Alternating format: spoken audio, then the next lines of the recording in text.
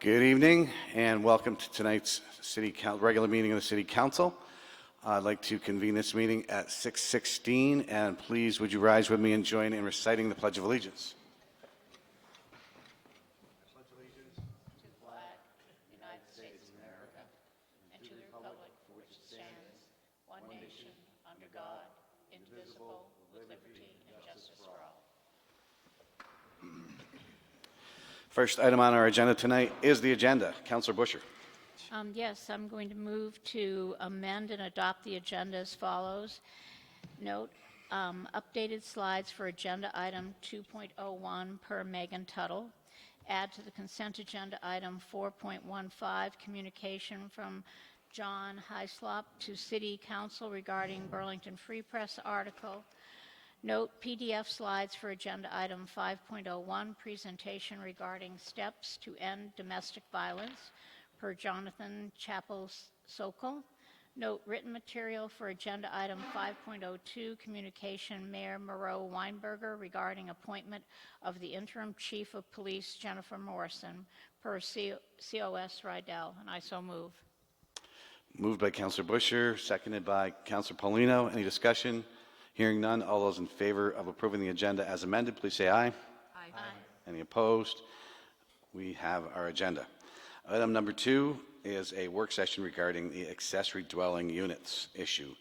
And we'll start it off with some remarks by the mayor and then turn it over to Megan and David. Mr. Mayor? Great, thanks, President Wright. I'm excited that we're having this work session tonight. This is really to kind of reorient everybody. This is the second of the major housing reforms that came out of the 2 housing summits that took place in June and September to come to you for action. You already took action on one, or at least the initial action, and we will have a vote on town meeting day about essentially doubling the size of the Housing Trust Fund and making sure that it grows with inflation over time. The second item is the one that work session is about tonight, which is about taking steps to make accessory dwelling units significantly more plentiful in Burlington than they are today. There is already accessory dwelling unit regulations support in Burlington zoning ordinances today as a result of efforts like this in the past.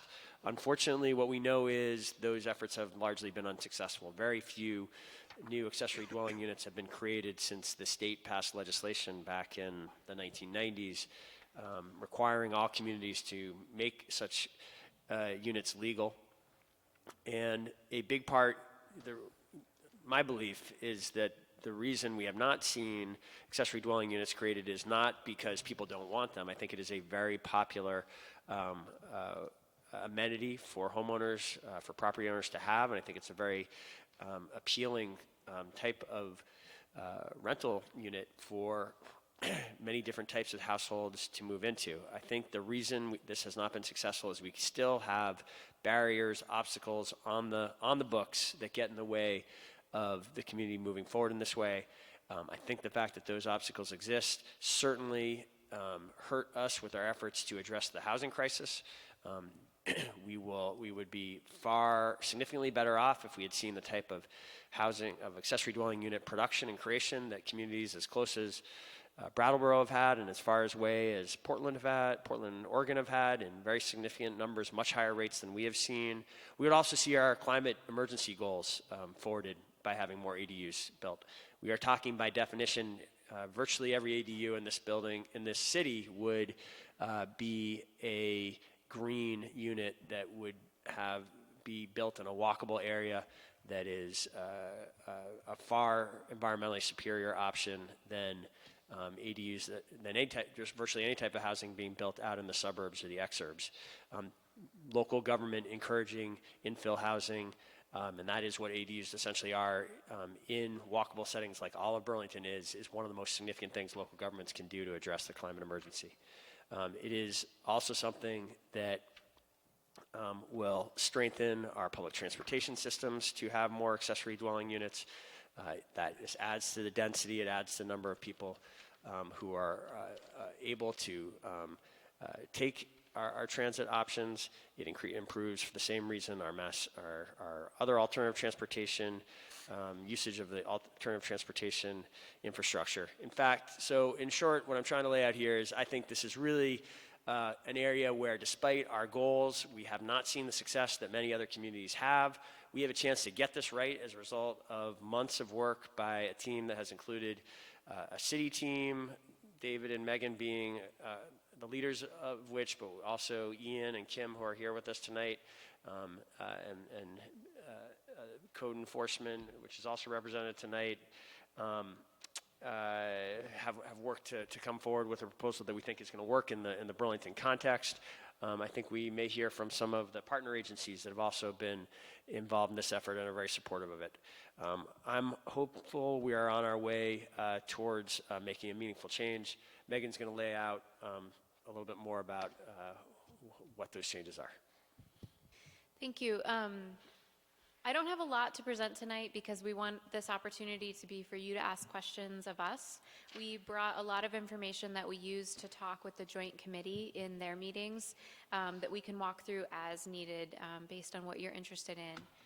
But I did want to start by just saying that what we're really hoping to understand from all of you tonight is whether you feel that this amendment, as it's been forwarded to you by the Joint Committee, is ready for a second reading and public hearing at the full council level, or if there are tweaks that you would like to see the Joint Committee of the Ordinance Committee and the Planning Commission make. So definitely looking for your feedback on that aspect as we move through tonight's work session.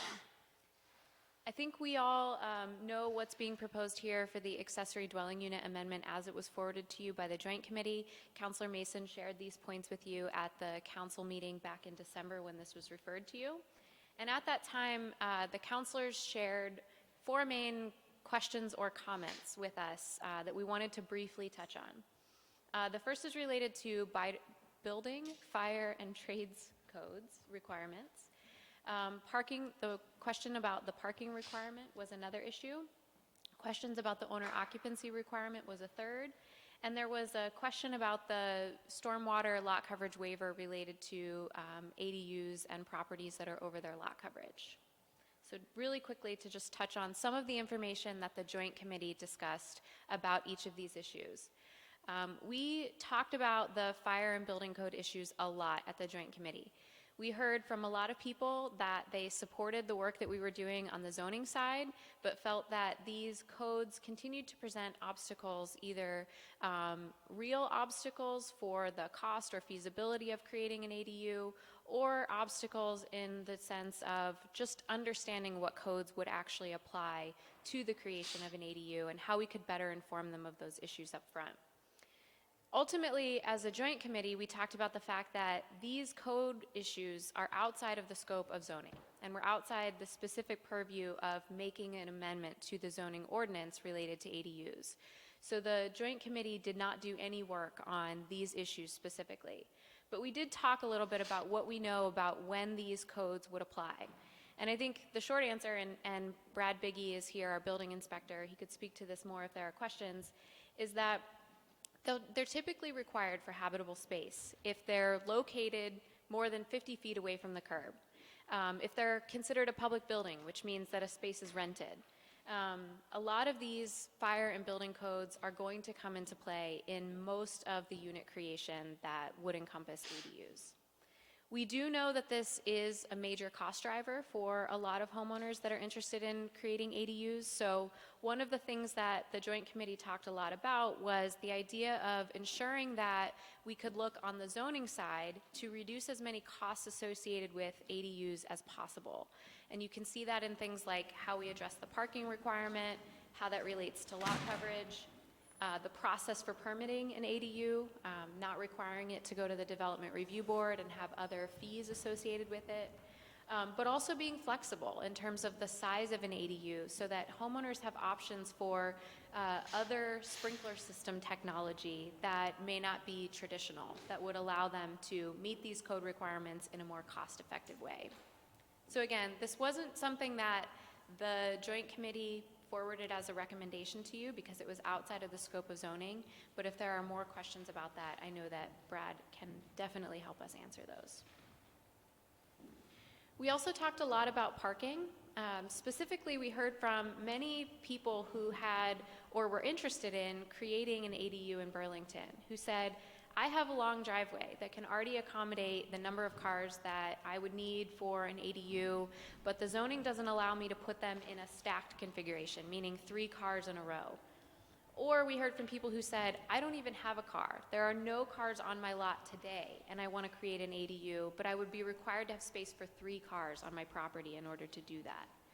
So the Joint Committee talked about this issue a lot and ultimately forwarded an ordinance to you that recommends 2 things. One is that we eliminate the base requirement for an accessory dwelling unit. A property owner would be free to add that parking space if they wished, if they could meet all of the requirements of the lot coverage associated with a parking space. And we also wanted to ensure that they had more flexibility for how they could accommodate that parking space if they wanted to provide it. So essentially allowing that 3-car in a line, that stacked parking arrangement without the presence of a valet service, which is what other people who use stacked arrangements are actually required to comply with. And this was really important as we talked, again, about utilizing existing properties in their current configuration. We heard from a lot of people, again, that had been required to add a parking space even if they didn't have a car. But we also know it can be a major factor for some of the neighborhoods in the city where we know that existing properties are both small lots and small houses, and they might be running into lot coverage issues already. This is a sketch of an actual property owner that's been working with HomeShare's technical assistance to create an ADU. And this is what her property would look like if she didn't have to provide a parking space. And this is what it might look like if she did have to. So we're talking about some pretty significant changes and improvements to people's properties if they continue to have to meet that requirement for a parking space that they may not use. The next issue that we talked about at the very end of the Joint Committee meeting actually came up as a result of a number of discussions that were happening during our work. This question about owner occupancy for properties that wish to create an ADU. Currently, a property must be owner occupied in order for a property owner to be eligible to add an ADU on the lot. They can live either in the primary home or in the ADU, but they have to live on the lot. And if they're no longer an owner-occupant, the kitchen of the accessory dwelling unit must be removed. So we heard a lot of different questions and concerns about this requirement. The first kind of bucket of questions that we got about this requirement are just about how we enforce that requirement, how we actually know that an owner is in fact living on site, what it means to meet our definition of living on site for at least 50% of the year. What do we do in legitimate circumstances when an owner might need to be off the property for more than half the year? And what does that mean in terms of people who are legal owners of a property? I know that the issue of a lot of unrelated students living in a property came up as one issue when those students are the legal owners of the property. So there were a lot of questions about this owner occupancy requirement related to the enforcement of it on that perspective. Another question that came up, and I know that there was an ADU, I guess, expert that was in town from Portland, Oregon that spoke with some of you and raised this concern about financing and valuation of ADUs. And there is a whole rabbit hole of readings that we can trip into about this issue really quickly, about how difficult it is to appropriately value a property that has an ADU due to the lack of comparable properties and the difficulty with determining how income from that accessory dwelling unit factors into an owner's income. But one of the specific concerns that that expert raised for us is the idea that in some cases that requirement can be an impediment to some people seeking financing for a property with an ADU. We saw some indication that there were examples of lenders that denied people's requests to build an ADU because the bank wouldn't be able to comply with the owner occupancy requirements if it was repossessed. And then the last issue related to owner occupancy was about this idea of property speculation or people, investors, buying properties to build ADUs and rent both units. This was raised as a concern about a backdoor way to create a duplex. as well as just the idea that it would impact the availability of single-family homes throughout our city. We did a little bit more research about this issue as well. One of the things that was really interesting to us is that in the city of Portland, Oregon, they have not had an owner occupancy requirement for ADUs in at least 20 years and did not see a boom for ADU creation until just the last 3 years or so. And somebody actually studied the permits from the last 2 years and found that 90% of the permits for accessory dwelling units were built by what they called the amateur homeowner developer. So just a person that was putting an ADU in their home. So even in cities where this has been the policy for a long time, this issue alone has not led to a really rapid proliferation. It's really a combination of factors, both policy and financial factors, that really create the right circumstances for creating an ADU. One other thing that we did talk about in the Joint Committee related to this issue is that Burlington's ordinance currently does not allow the physical space that is built to accommodate an ADU to be used for expanding the number of unrelated people that live on a property if that ADU were to be discontinued. And then the last one, I don't know if we really need to go into a lot of detail about this, but I know there was a question, is the lot coverage waiver process that we've established actually going to be able to be utilized by people? This is just a little bit of information about how that would work. Essentially, working with DPW Stormwater Division to figure out the right way to mitigate the water related to the ADU on a site. So that's all we wanted to share with you. And we are just here again to answer questions that you might have about these topics or any other topics related to this ordinance. All right, thank you for that, Megan. We'll open up to the council. First, can I just ask you, Megan, I may have missed this. When you said that, was it in Maine, you said that where they have this in place, that they hadn't had many accessory dwelling units until the last 2 or 3 years created? In Portland, Oregon. Portland, Oregon. Yeah. And what was it that caused in the last couple of years for the number to suddenly spike? I think it was a combination of just coming out of recession, having more favorable conditions. In a lot of places, accessory dwelling units are just really catching on. There's more technical assistance and support for creating these types of units, and people are just really starting So it was to build them. no new change to the ordinance. It was more economic conditions. They did waive some fees associated with permitting too, but Okay. not a major policy change. All right, thanks. Questions? Councilor Busher. Well, I'm part of that joint committee, but I did want to ask a couple of questions regarding the ordinance that was attached to all of the communication. Because if indeed the intent is to go to second reading, I want to address this, but it's lines 22 and 23. It talks about runoff and will not have an undue adverse impact on public rights of way. What about abutting properties? I mean, wouldn't that be something that would be considered? And why wouldn't that be part of the ordinance? It is something that is considered, and it's actually, that is a standard permit condition on all zoning permits that we issue, is that stormwater cannot adversely impact abutting properties. Well, I would prefer to understand that you know that, but since it's silent here, I'd prefer to have that language, even though it might be redundant to have it here, because right now it just leaves you thinking that the only adverse impact is on public right-of-way. So that's just my 2 cents on that piece. But the other thing is just a question on the table, the use table. Initially, it had accessory dwelling units, and now that's lined through.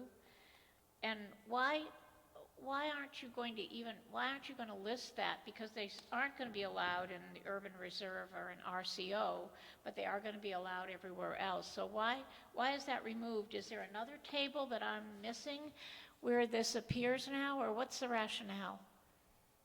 The rationale is that by removing it from the use table, it's clear that, well, for one, it's an accessory residential use to a single-family home, and 2 is that it allows them anywhere a single-family home it is located. So it can be added to any single-family home in the city. By specifically calling it out in the use table, it suggests that it's kind of an independent standalone use that could be located without the existence of a single-family home. Okay. So, does this ordinance say that it's, I'm sure it does, but can you point me to where it says it's only allowed in, where it's only allowed and that it's not allowed in urban reserve, et cetera? How would people know where it's not allowed if this use table is gone? I guess that's my question.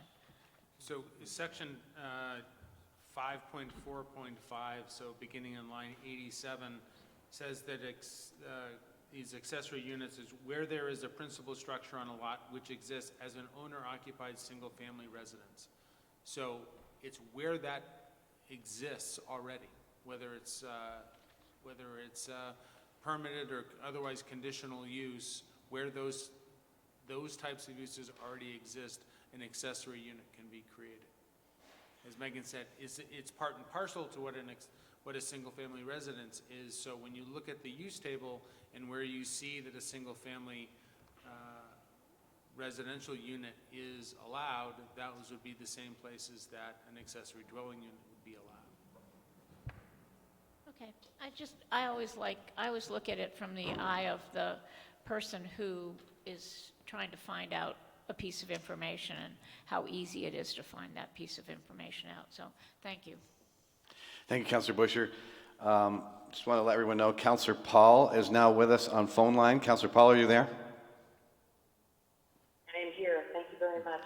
All right, Councilor Paul, thank you. And Councilor Paul, if you would like to join and ask a question, just be sure to raise your hand, and when I see you, I'll recognize you. Okay, will do. All right, just kidding. Cut in when you have a question. Councilor Pine. Thank you, Mr. President. I wonder if staff could tell us if there's any other aspect of our zoning ordinance that is concerned with the type of tenure, whether the people in the building are renters or whether they're owners. Is there any other example of where our zoning is concerned with type of tenure? This is the principal place. It often comes up in conversation about how regulations get created, and is this something that, is best to be limited to a single family or owner-occupied kind of situation or not? But this is the principal area. I can't, off the top of my head, think of another. I'm kind of looking around to my colleagues to... So my question is leading, obviously, to the question of Yes. What public policy objective are we achieving by basically inserting our nose into whether it's a renter or an owner living on the property in the principal dwelling? I just would like to hear that explained explicitly, and I just ask that because I think the owner occupancy requirement is problematic in many ways, and I'd just like to start that conversation. So I address that with a couple of different things. One is that from the basic premise, not unlike the notions behind the definition of family, by limiting the numbers, or in this case, limiting the relationship between the owner and a renter, where you've got somebody who owns a piece of property, they're invested in that property, they have the greatest sense of eyes on what's going on in that unit, and to control, any sort of behavior that might spill over. That's kind of part and parcel to how the family works. And the other element to this is that it's explicitly enabled by state statute, the statute that enables us to and actually requires us to allow for accessory dwelling. It's expressly allows us to regulate them based on owner occupancy. So that's been the direction that the city has taken with these historically. And Bill just reminded me that both boarding houses and bed and breakfasts are also regulated based on owner occupancy. Those are examples. Great. Is there any data that actually speaks to whether the owner occupancy requirement achieves the desired objective, which is, I think, to preserve neighborhood quality of life, stability, conditions of the property, the things that you just spoke about. Is there anything that you came across that says, yes, in fact, where there's ADUs and where there's an owner occupancy requirement, we get this other benefit because of the owner occupancy requirement? I'd say, Councilor Pine, to the contrary, what we found is that you get high levels of owner occupancy and any benefits that come with that, regardless of whether it's a requirement or not. The city of Portland that got rid of their owner occupancy, this is Portland, Oregon, which has long been a real leader on all sorts of land use policies. They eliminated their owner occupancy requirement 20 years ago, yet today the great majority of ADUs, something north of 80% of them, continue to be owner occupied. So to the degree there's any truth to the notion that owner occupancy of the adjacent unit leads to some benefits, you're going to get that whether this requirement is in there or not. Which I think really does raise the question, why are we putting it in there then? If we're going to get the one tenuous benefit of the requirement, and yet we know there are very substantial downsides to writing it that way, that it becomes a major financing barrier for some households, that it becomes one of the barriers that we're trying to eliminate in this process that has kept these from being created, and yet the benefits of it are extremely tenuous. I appreciate that you've raised that, and I hope that before this is passed on, we will really grapple with that, because I think we don't do this very often. Review this ordinance. I think this is our opportunity to get it right, and I think that is one of the ways. If we don't make that additional change from the draft that's in there, I don't think we will be getting this fully right. Then just lastly, did the joint committee spend did they have substantive conversation on this question about whether to keep owner occupancy or whether to eliminate that? Was there substantive conversation? Questions about this issue emerged near the end of the process with the joint committee, but the same information that was shared with the council was shared with them as well. And each of the committee members did express their opinion about this issue before we forwarded this to the city council, which was ultimately not to recommend changing that requirement. Okay, thank you. Thank you, Councilor Pine. Councilor Shannon, and then Councilor Freeman. Thank you. Thank you very much for that presentation, which did answer a lot of my questions that I had raised previously. I was very concerned about the parking, and I really have thought that just allowing the stacked parking is going to solve a huge percentage of the problem that people encounter when they're trying to create an ADU. And it didn't seem to me that eliminating all of the parking requirements made sense. But I am persuaded by your arguments, as well as thinking about, in my neighborhood, we actually have quite a number, because it's a neighborhood of duplexes. We have a lot of owner-occupied duplexes. And as an owner of an adjacent duplex, I know that I manage the parking very differently than the previous owner of that duplex, who did not live there, because we don't have much parking in the neighborhood. And so that is something I take into consideration when I'm looking for a tenant, whereas the absentee landlords really didn't care about that issue at all. As far as they were concerned, that's for the tenant to figure out. Whereas, as a neighbor living right there, it's my problem too. And I would say that that's a really important difference between owner occupancy and non-owner occupancy, is whatever problem you're creating as an owner who lives there, it's your problem. For the absentee landlord, that's not true. So with the owner occupancy requirement, I'm willing to go with waiving those parking requirements with the faith that the owner, who is going to have to live with any problems they create, is going to be responsible in finding tenants that don't create a problem. That would really change for me if we gave up the owner occupancy requirement in doing this. I would not be willing to waive those parking requirements in that situation.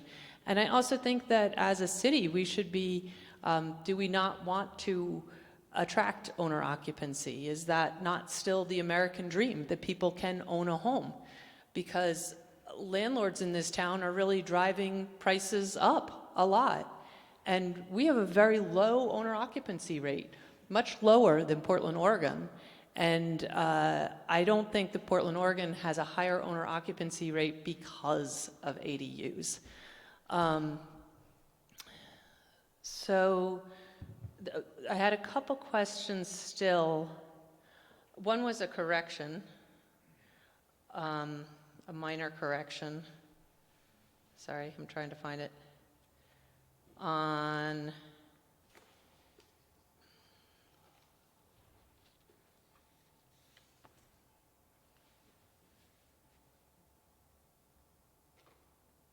Sorry, give me 1 second here. I thought I had it.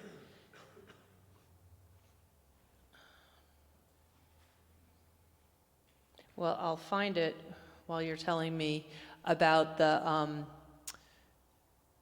lot coverage. I think that I didn't completely understand reading the ordinance, the lot coverage requirements that were being waived to allow ADUs. So can you explain that? Sure. Trying to get my mouse back over. So the way that this works is that the waiver applies to the portion of the lot that's covered by the accessory dwelling unit. So it's not a blanket waiver for any lot coverage on the lot. It's specifically to creating that accessory dwelling unit. And the way that it's structured says that up to 650 square feet of the lot that's occupied by an ADU can be waived if the resulting stormwater from that ADU is managed, essentially.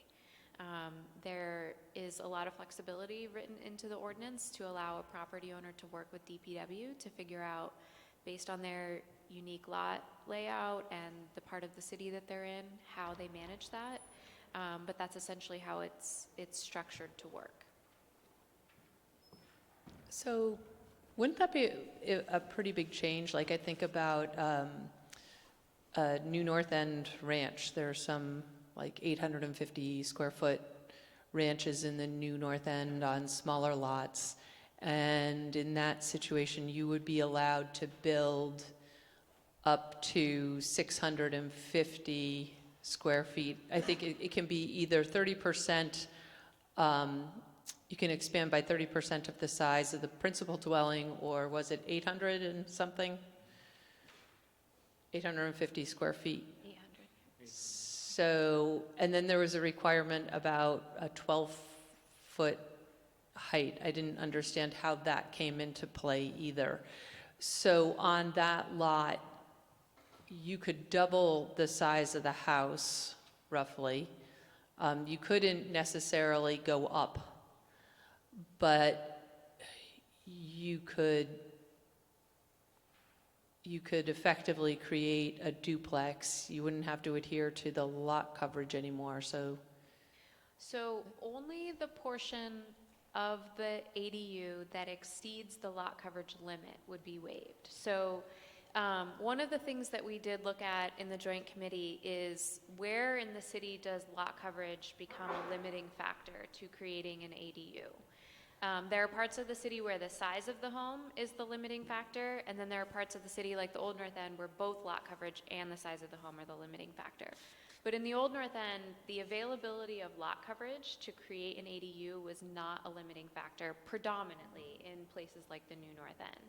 So using that example, if somebody has an 800 square foot home and they are nowhere near their lot coverage limit and could build an 800 square foot ADU without exceeding the 35% lot coverage, they would be able to do that without needing to seek a waiver.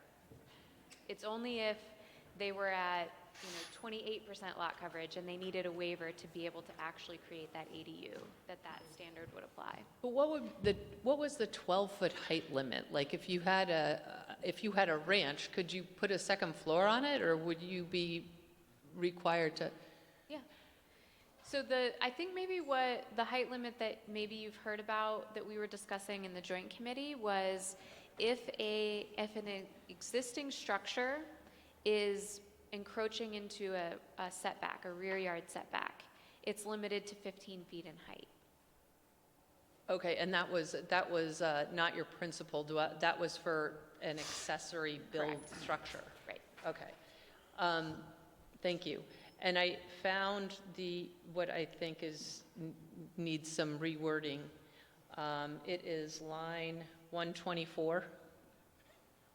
If neither the principal unit nor the accessory unit is no longer owner occupied as a primary residence. Seemed like we were getting into triple negatives. If you can just take a look at that. Okay. Thank you. Thank you, Councilor Shannon. Councilor Freeman, then Councilor Mason, and Paulino. Thank you, President Wright. Thank you for the presentation. It was really informative. I had a couple more questions about the owner occupancy aspect. I know we've talked about it a little bit, but I think it's the most contentious part. So I was just curious. I think you mentioned, so you said the owner occupancy requirement pertains to bed and breakfast, and then there was another one outside of ADU? Boarding house, right? Boarding houses. Boarding and houses? Bed and breakfasts. Just bed and breakfast And boarding house. and boarding houses. I guess I'm just wondering, I'm not sure really where I fall, I guess, on the debate in terms of owner occupancy yet at this point, but if it doesn't pertain to the rest of housing and rental housing in Burlington, why specifically, and I understand the aspects of sort of the fabric of the neighborhood and sort of some of the composition of the city that we're looking at and those sort of factors, but why specifically ADUs? Why why include that in ADUs specifically if we're not going to look at the rest of sort of housing in Burlington and have the owner occupancy requirement? Will that really fix the fabric, or what? I guess I'm just struggling with that aspect. I don't know that I have a good answer to that. I think, the essence of the accessory dwelling unit, as people think about it, is, what's referred to as the granny flat, the mother-in-law apartment, that type of thing. So there's often been an association of a familial association between who lives in one side and who lives in the other. But I think there certainly is a lot of evidence around the country of communities, and in fact whole states, that no longer have or no longer allow for such an ownership distinction to be made relative to a land use. Vermont enabling legislation, however, does provide for that, and historically our ordinance has already included it, and kind of explained the basic rationale for why, but it's hard to know. I think there was also, our approach towards accessory dwelling units has also been evolving over time. We have become more permissive in the city of Burlington, and a lot of other places have tried to be more permissive towards accessory dwelling units. Just thinking about them differently as a way to bring housing into existing neighborhoods rather than as new housing, the way we traditionally think about new housing. Please make sure to stay on that microphone and sort of don't drift away from it too much. We're losing you a little bit there. So I had one more question, and that was helpful, thank you. It's just this aspect of if we're not having the owner occupancy requirement, I guess I did see this description of amateur homeowner developers. I'm just trying to understand,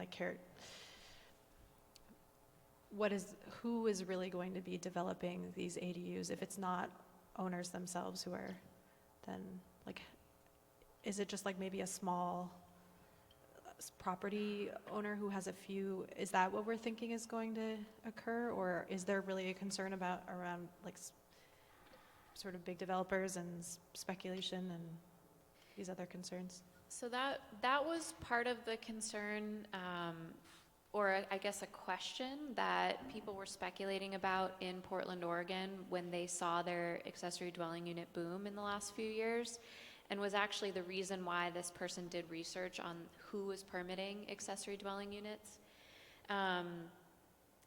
The next most prolific applicant they found was actually somebody developing a brand new subdivision of single-family homes, and they permitted 9 single-family homes with ADUs within them all at the same time. So it's hard to say. This issue is one that is still evolving in a lot of places, and there isn't a lot of defined research on this one policy issue itself. Thank you. Thank you, Councillor Freeman. Councillor Mason, then Paulino, and Paul. Thank you, President Wright. I guess more of a point of information or to make information available. As a member of the Joint Committee, the owner occupancy issue did come up at the very last minute. Really was just a part of our last meeting. The Planning Commission was unanimous in their opposition. I think the 3 councilors were sort of like, we're not going to take a position now, but we're not going to object to this moving forward. I will say that not the horrible hypothetical, but much of the discussion was centered around, near university housing, sort of the out-of-state wealthy parent who acquires a property, adds the ADU on merely for purposes of generating additional revenue.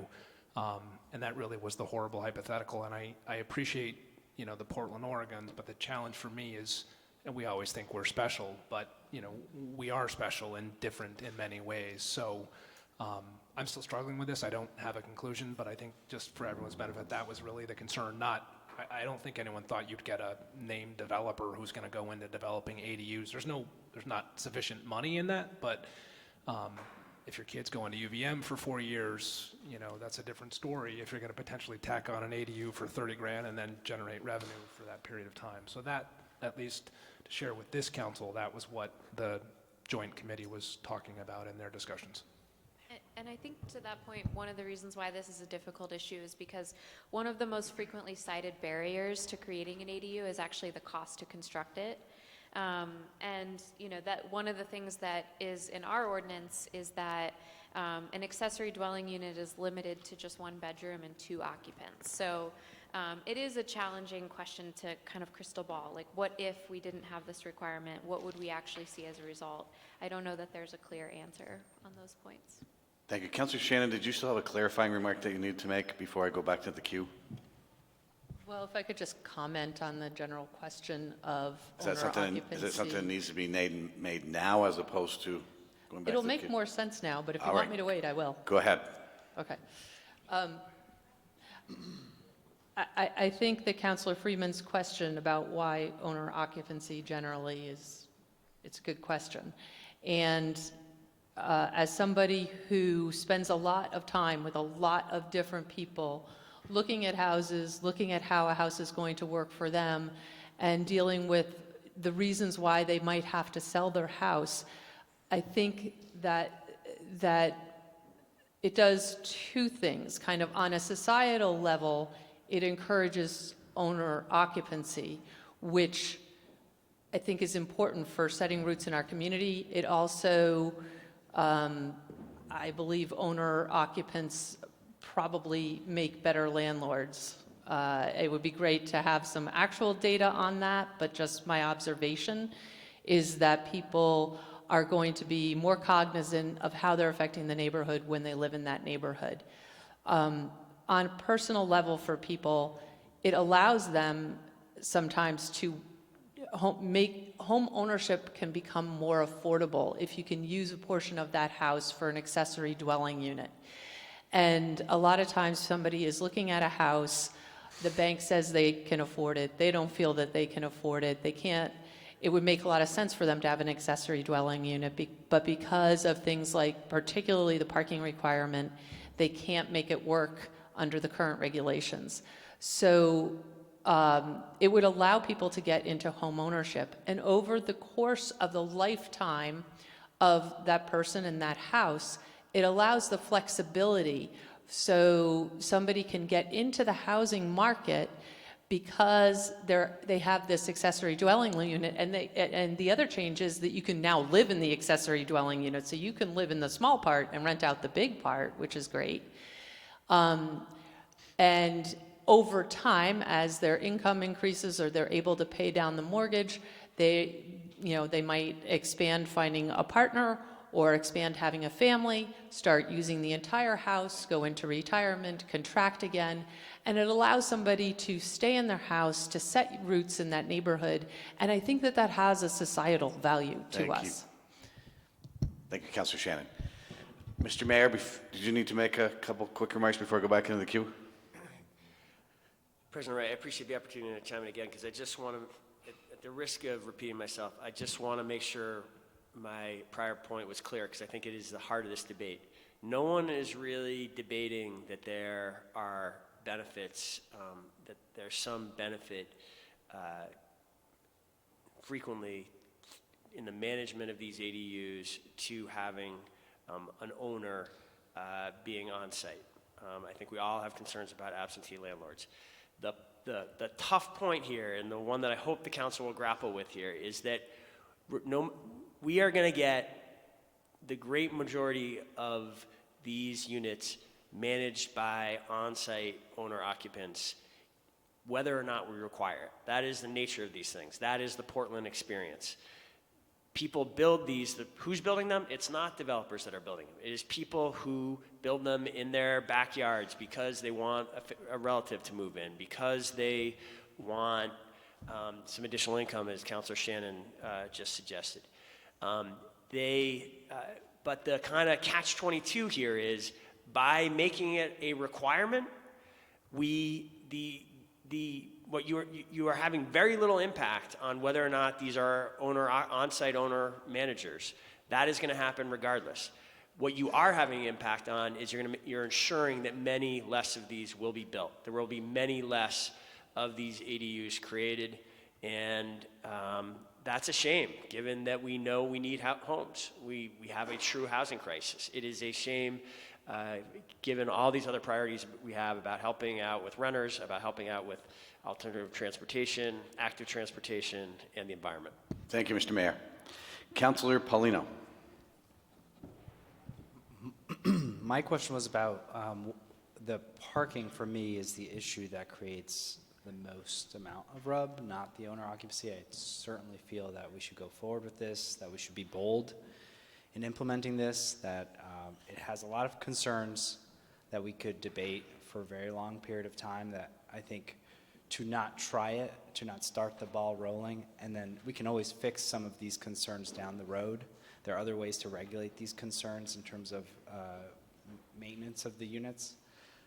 But my concern for my area is, what are we going to do? Is there, I think you used the word technical assistance, but what support can we give, if a neighborhood has like 4 ADUs on the same street and none of them, and they're all parking on the street now, for example, how are we going to tackle those kinds of problems created by eliminating the parking requirement? Like, I could see we looked at the lot part, and I understand people are driving less, and we're trying to move towards in that direction, but I think a lot of people are still concerned about more cars, and certainly a lot of the streets in my neighborhood don't have, cars that park on the street, unlike other areas. So it's more of a parking management question, but.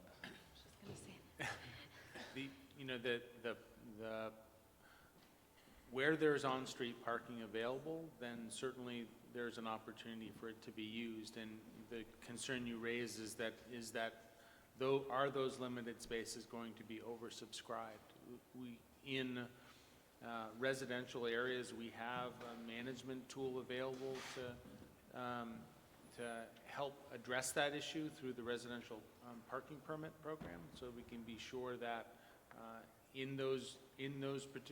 on those streets or those block faces, that the folks who live in that area have access to those parking spaces. But it becomes a little bit of a chicken and the egg too, though, is that you don't have spaces on the site, you don't have convenient spaces on the street. It is much more likely than that the attractiveness of those accessory dwelling units then are going to be more for people who don't need a car.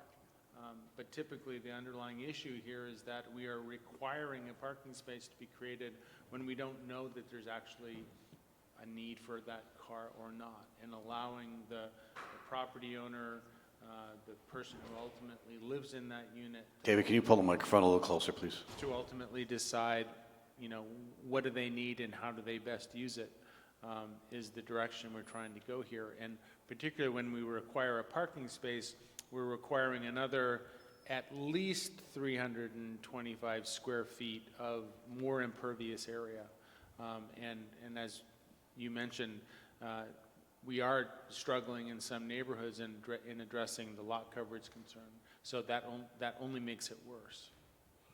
And my last question is, do you think that there are different programs such as like receiving assistance from like the Housing Trust Fund that could be used down the road, not right away, to help certain neighborhoods that probably need ADUs more than others? You know, certain streets where vacancies, you know, they really need more housing. Is that something that you explained that the biggest barrier is the cost? What other things can we do to make sure that, you know, they're being built in areas that are needed? And certainly that is an area for the consideration of the Housing Trust Fund, to whether or not it makes sense for a carve out of that funding source or other funding sources to help provide that kind of assistance. That's, I mean, even if it's just waiving fees for the initial permitting process, something like that. right. Certainly those are things that are more in kind of the purview of how do we make sure through the regulatory process we make it easier for these things. And that's what we're really focused on here, is the cost reduction for the things that we can truly impact. So, and that is something that this ordinance does propose, is eliminating the requirement that an ADU go to the DRB just by virtue of being an ADU. So that does help reduce some of that upfront permitting cost burden that somebody applying for one of these would be required to meet. Another thing that is happening simultaneous is that HomeShare Vermont and CEDO, as well as other partners, AARP and BBA, have been working to create a technical assistance program for lower income homeowners who are interested in creating an ADU. They're actually helping walk them through the permitting process, evaluate their property to understand if they can build an ADU and how. I think trying to give them some training on being a landlord and managing a property. Really trying to help bring people who otherwise may not be able to or comfortable accessing an ADU, bring them into that. So that is definitely something that's happening currently. And a lot of the things that we've learned about barriers have actually come to us through the work that they've been doing with homeowners through that program. Things like parking and other things. So those are the kinds of things that we can do to expand that as well. Thank you, Councillor Polino. I don't have anything else. Thank you. Great, thank you, Councillor Polino. Councillor, I now see that Councillor Paul, who is on speakerphone with us, has raised your hand. Councillor Paul? Okay, thank you, President Wright. I see it's after 7 o'clock, so I'll try to be brief. So one comment and then just one question. I think that we have to all go into this sort of with open eyes and just be honest that, you know, if we are going to say that something must be owner-occupied, that it probably will be primarily complaint-driven, even if we require it to be in a deed. And, you know, despite our best efforts and the many efforts of code enforcement, we're sort of seeing the same thing when we did the foreign related. They're very difficult. They're often very difficult to prove, so I just want to mention that. And then the other, the question that I have is, I went to the AARP event where the expert on ADU spoke, and he did speak to the Portland experience. I feel like there were other cities that he mentioned in the PowerPoint that he had, but if you look at just Portland, Portland is more than 10 times the size of Burlington. It has about 25,000 students living in the city of Portland. We're much smaller and have about half that number of students. Of course, many of them live on campuses.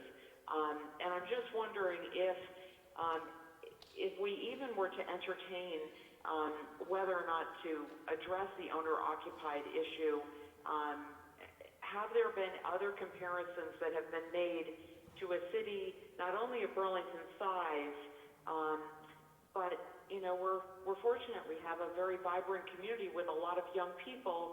Are we comparing ourselves to cities that have the same demographics? That's my question. Thank you. Thank you, Councillor Paul. So speaking to that question, particularly in a lot of the research that was done by CEDO to create the white paper on accessory dwelling units before we got to the Housing Summit, and work that we've continued to do throughout this process, we have done research on the policies of communities large and small. So a place like Portland, Maine is a place that we look to a lot as being pretty similar to us in terms of size and demographic. And we have a lot of information about the different approaches. There's a patchwork of approaches that communities have taken to address ADUs specifically, and understanding kind of what rise to the level of being best practices. And I think that the main points that are included in what has been forwarded to you are the ones that most communities, regardless of their size, are doing to address ADU policies in particular. All set, Councillor Paul? I am all set. Thank you. Thank you very much. I have two councillors left, and we probably need to wrap this up. Councillor Pine and then Councillor Busher.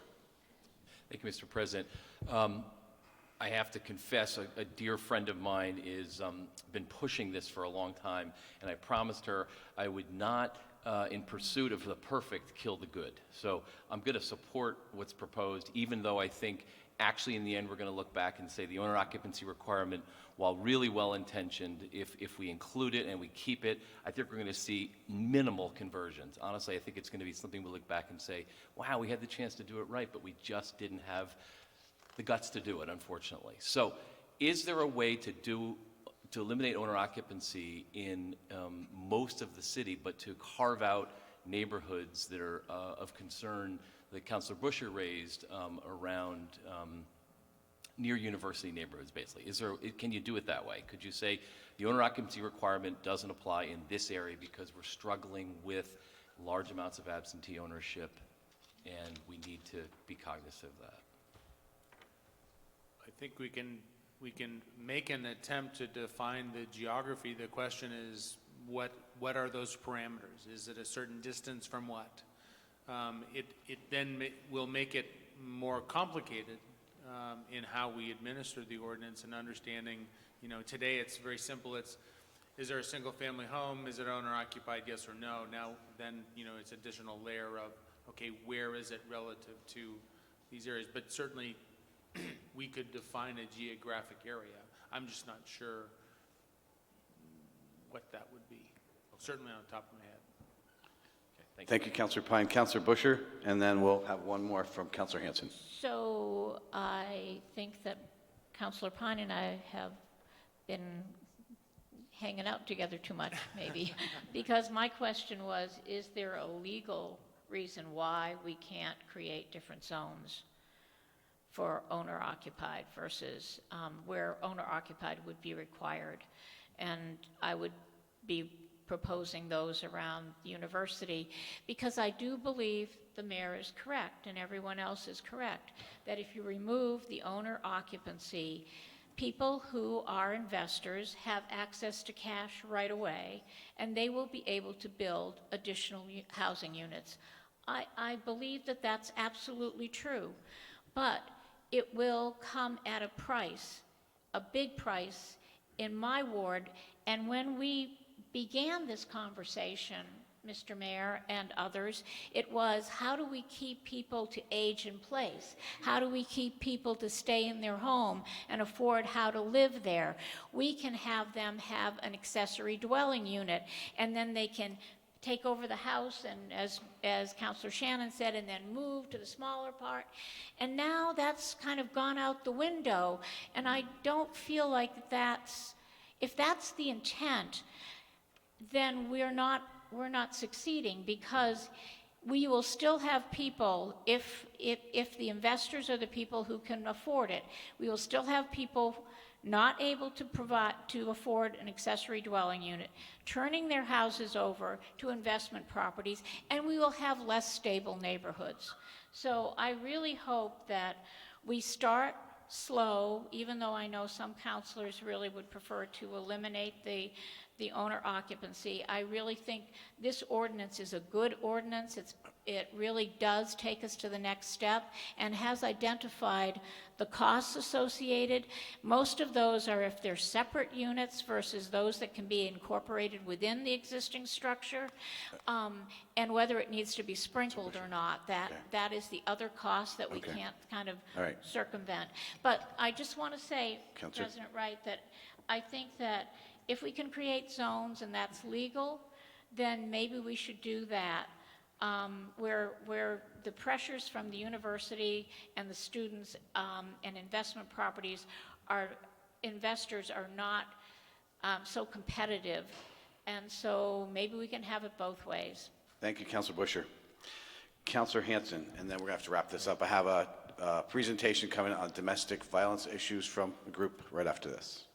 Great, For thanks. public I'll be quick. I just wanted to second Councilor Busher's thoughts, and yeah, I think I would definitely be open to looking at doing it by neighborhood or by area as well.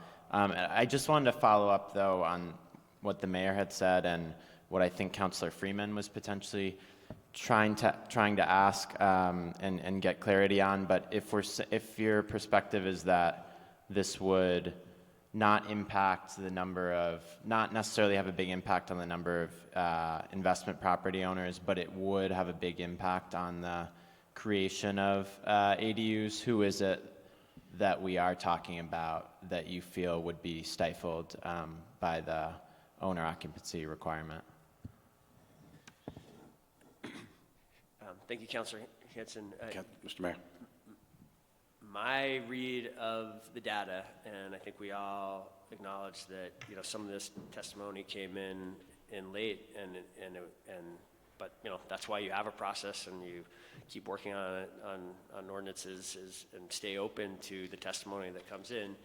Is that the great majority of ADUs that are created by homeowners. But by putting and that is likely to be the case, that whether or not there's a homeownership requirement. By putting a homeownership requirement there, however, many fewer homeowners will be able to actually succeed at the challenging task of creating and building an ADU. That they will face financing challenges. They will face concerns about whether they will be able to get the considerable value they're putting into it. They will worry about whether there will be a market, whether the market will be restricted when they go to sell the property. They will worry about what happens if they have to take a job quickly elsewhere and are not in a position to sell the property right away.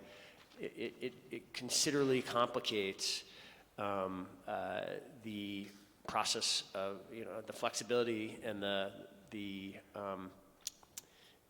how they can manage that property. And I know there's anecdotal evidence here in Burlington that there are situations where we have units today that are empty because people had to move out of town and haven't been able to sell the property or haven't wanted to sell the property. That seems like a perverse outcome and a real shame in a city that has a housing crisis. So that's who loses out, is the people that would have created these, would have been able to move in a family member, would have been able to create some additional income, but aren't able to because you have this regulation on the books. Thanks for clarifying that. I just wanted to, I think it was important to get that out loud in the discussion. I don't necessarily agree with that, but I think it's important for the context and for the understanding of the debate. Thanks. Thank you, Councilor Hinson. All right. Thank you very much, Megan and David. Appreciate that help to walk us through that with the work session and all the informative answers to the questions. I would like to call up the group that is going to speak, give us a presentation on domestic violence issues.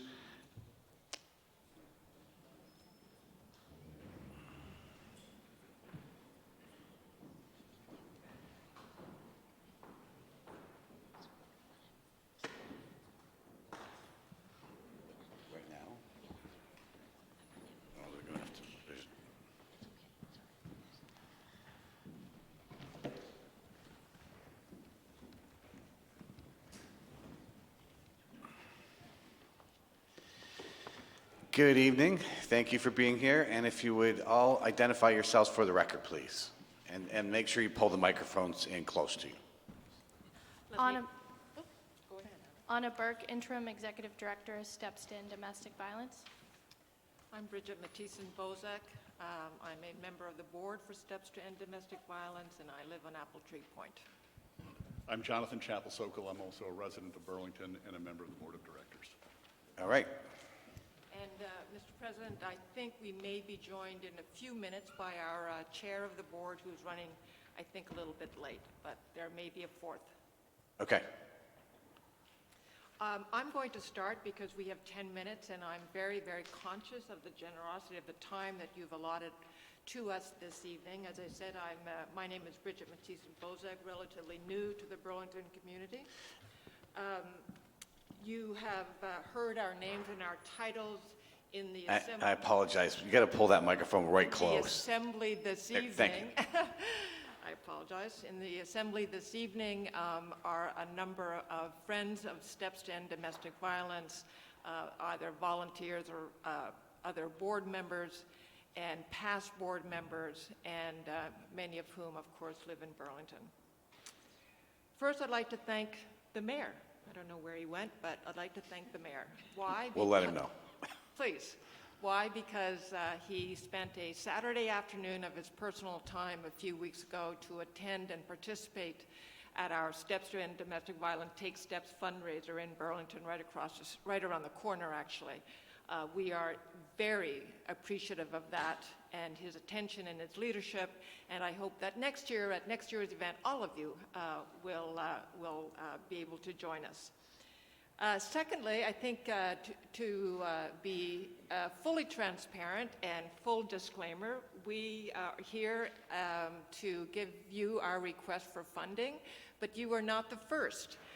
We are approaching many, many communities, many municipalities in Chittenden County, and we are approaching them personally at each and every one of their sessions as well. Needless to say, you're very important to us. Many of you, if not all of you, are familiar with Steps to End. Mayor, I just gave you a shout out.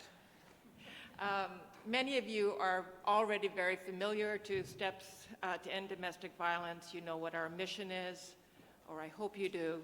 You know what services we provide, and the nature of the clients who we serve in Burlington and the greater Chittenden County.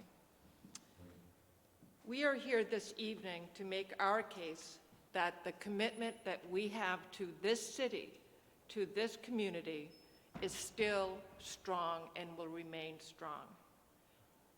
But we are seeking your help. The number of incidents of domestic violence is on the rise, has been for a number of years. I don't think this is any news to any of you. Vermont's own Domestic Violence Fatality Review Commission study on domestic violence bears this out, and we've included the results, or some of the results, of their recent study on page or on slide 12 that is in front of you of our presentation. Here in Burlington, the number of calls for our outreach, for our emergency shelters, and other services also have risen. Slide 4 of the presentation before you shows the total number of people in Chittenden County that we... Should the slide presentation be going as you're speaking? Yeah, it would probably be useful. Yep. Yeah, thank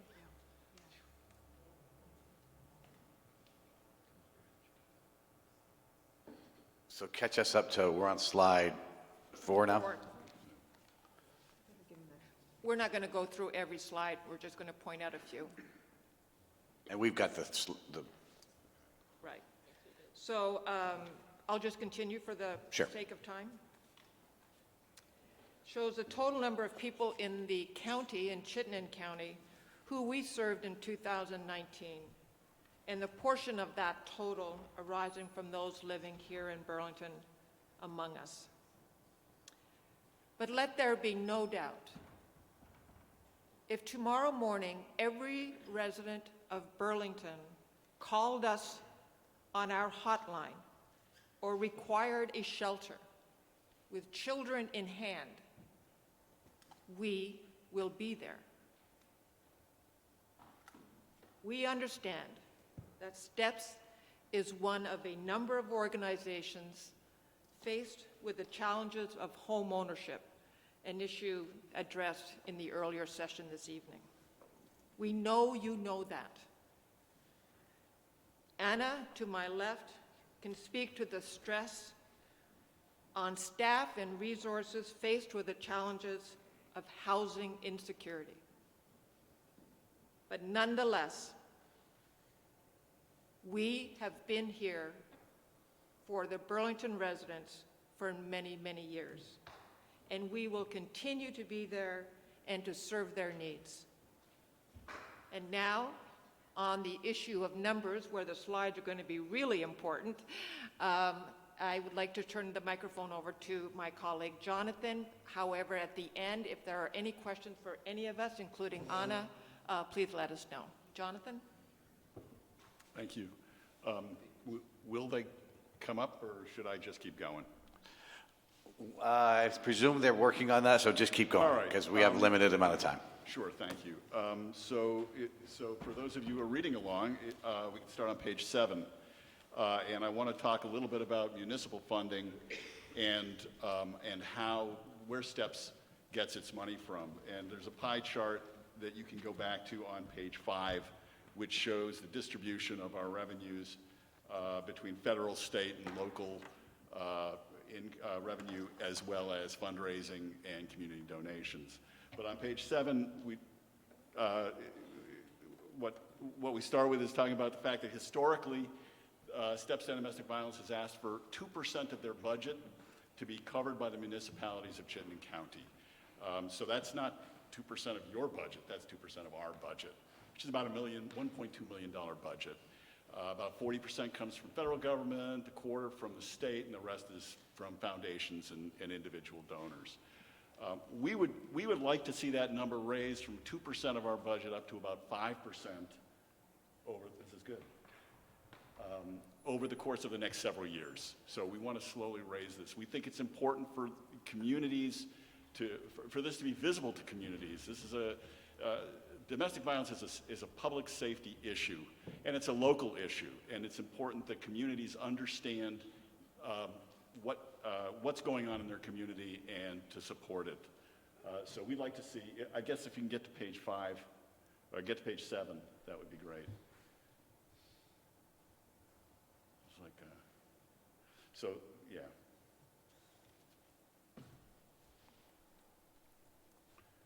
So we'd like to raise the contribution from municipalities to 5% over the next several years.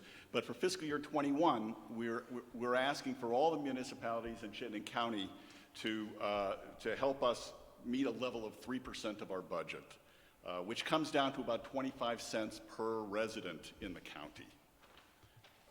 And if you're like every other elected official in the county, you'll want to know what everybody else is giving. So if you look on the next page, which is page 8, what you'll see is a chart, and just bear with me on this a little bit, I'm kind of a nerd this way, but on the vertical axis, it's the fraction of the municipal contributions to STEPS. On the horizontal axis, it's the fraction of the county population. So what you would expect is that if every community, if every municipality gave their share, their population-based share of the budget, it would fall on the dashed angled line, the unit line that runs across it. And what you can see is that among the community, so Burlington's the largest community. It's it's a huge fraction of the population, and it's very close to the line. I think what we would say is that Burlington's contribution of $7,000 a year, which comes out of the regional programming part of the budget, is in keeping with this 2% number that we've set through time of what we want the municipalities to provide. You can see that there are some communities above the line, which means they're paying substantially more, and there's some communities below the line paying substantially less. You can even see that there are a few communities that are on the line, on the horizontal line, saying that they do not fund us at all. We continue to ask. The relationship, if we go to page 9, the relationship between steps to end domestic violence and Burlington is a little bit more complicated than that, and that is because in 1986, with the help of the city through CDBG funding, Steps bought its current shelter to house our service users, or a small number of our service users, as many as we can. The city was effectively a co-buyer in the shelter. They contributed $105,000 to the down payment with 2 stipulations. One is that Steps pays a payment in lieu of taxes amounting to 36.2% of the assessed tax, what would be the assessed tax if we were not tax exempt. That 36.2 represented the $105,000 divided by the total assessed value of the property at the time. And then upon the sale of the property, Steps pays the city 36.2% of the appreciation, along with the original $105,000. So it really is just like a contract.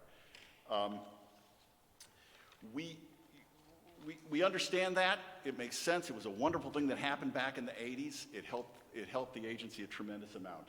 If you look at the next chart, you'll see what this does, though, to the contribution of the city of Burlington to Steps' budget. If you look at the blue bars, which are pointing up, and this goes back to FY06. It was as far back as we could find data. I'm sure you can find it further back. We've received a steady $7,000 from the city in this regional programs payments, ever since fiscal year 6. But if you look at the red bars, which are in the negative, what they are is what our pilot is costing the agency. And the pilot started around $2,000, and now it's over $4,000 a year. So the net is that the city of Burlington is providing about $2,700 to the agency, where at a 2% kind of a contribution, it would be the full $7,000. It would be $6,600 actually. So we understand that this is maybe an apples to oranges kind of a conversation, but the reality is, to the bottom line of the agency, we're receiving substantially less money from the city than we would expect from any other community in the county. And we've talked about this. We've talked to the mayor's office about it. I've spoken to several of you about this already. It's something that's been going on for a while. Moving to 3%, which is what we'd like for fiscal year 21, that would bring Burlington's contribution to our budget to $10,000. That would be to give us our 3%. And if you go to page 11, we'd like to make our requests. These are the formal requests. The first is probably the most important, and the first is that if Steps invests in a new shelter in Burlington, that the city put 100% of the assets received from the sale of the current shelter toward the cost of the new shelter. This is critical. Our shelter is too small right now. We're currently looking for a new shelter, and we're working with Michael Monte and CHT to do that. And they've been extremely supportive of this. But the amount of money, the amount of seed money to go forward in doing this is always a challenge. If we can take this money, which is CDBG money, and roll it into the next shelter, we would be very well served. It would help us move forward and help the community quite a bit. Okay, number 2 is that we would like the city to contribute to our 3% level that we've requested, but we'd also like in some way to compensate for the pilot. If there's some way that we can actually receive that $10,000 rather than the $6,000 or $5,500 that would end up in fiscal year 21, we would very much appreciate that in some way or another. And then finally, one advocacy request. We think you hold a lot of power, and we need support from you to help us in advocacy with the state, because we get a fair amount of money from the state, but state funding has been flat, and the problem isn't flat, and cost of doing work isn't flat, and so we would like you to help us with some advocacy with the state agencies, if that's possible. And with that, I probably should stop talking. Thank you. And if I may, can I provide a little context for the work that we're doing? Can you hear me okay? Yes. Okay, perfect. So, as Bridget mentioned earlier, you may have heard about our mission, but we assist in the transition to a safe, independent life for all survivors of domestic abuse, whether they're emotionally impacted, financially impacted, physically, sexually impacted. So we provide holistic support to survivors. What we're seeing, though, is that the chronic, systemic issue related to housing insecurity is compounded for survivors seeking our services because of the nuanced ways in which abusers of violence use power and control over the people that they seek to maintain this power and control.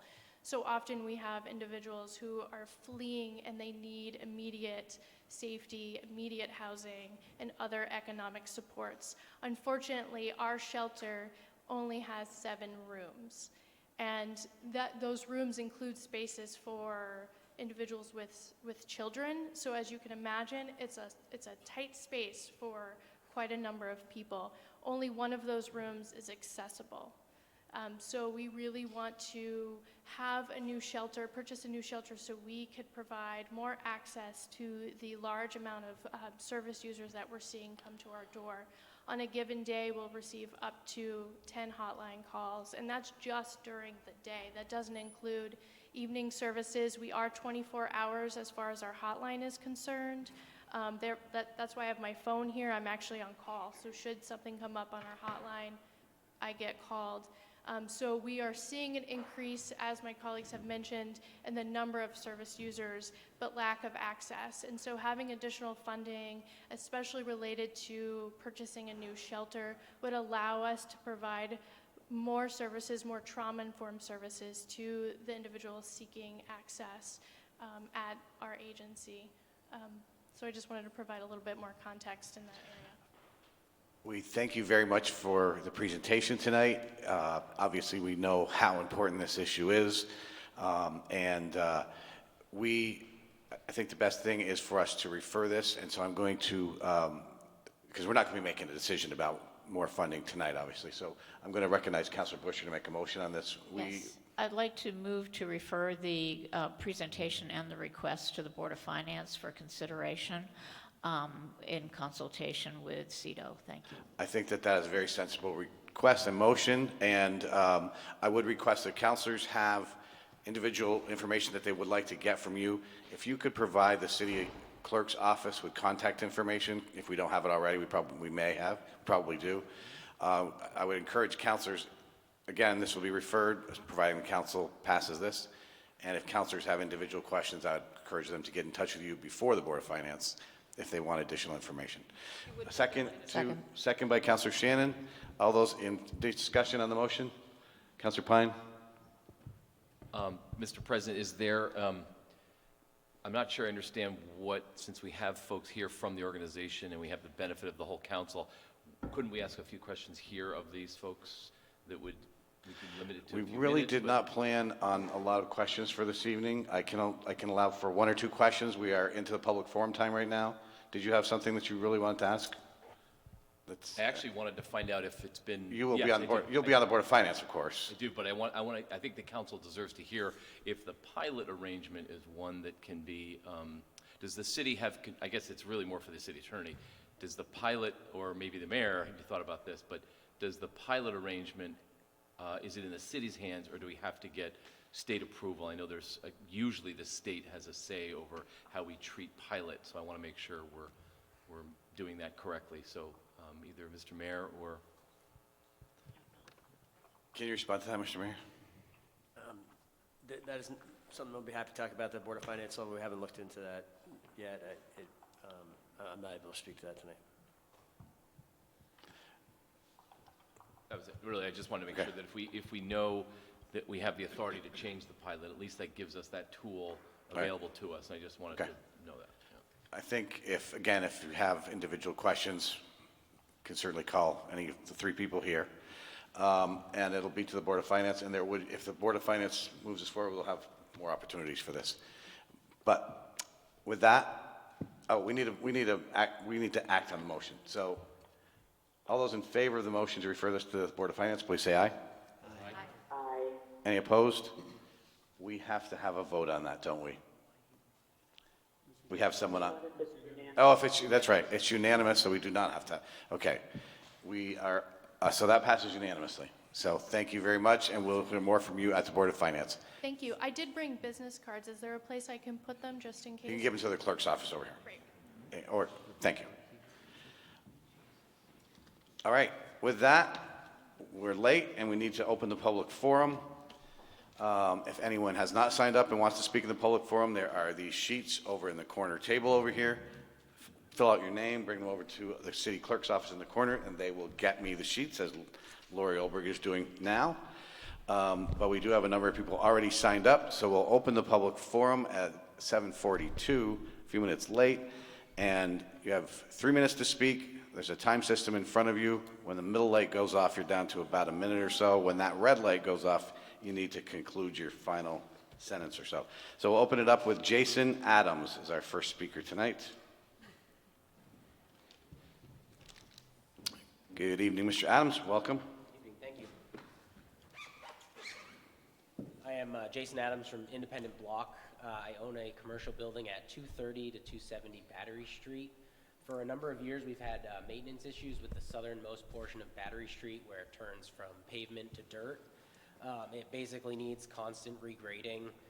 We currently in our building have about 20 businesses, about 300 full and part-time employees. The Karma Birdhouse and the Wharf Lane Apartments also use this road for their access. So far, I get a complaint or I'm down there, I do a C-click fix. The city responds eventually, but it really needs a regular maintenance program. Basically, every time it rains or snows and plows, there's potholes.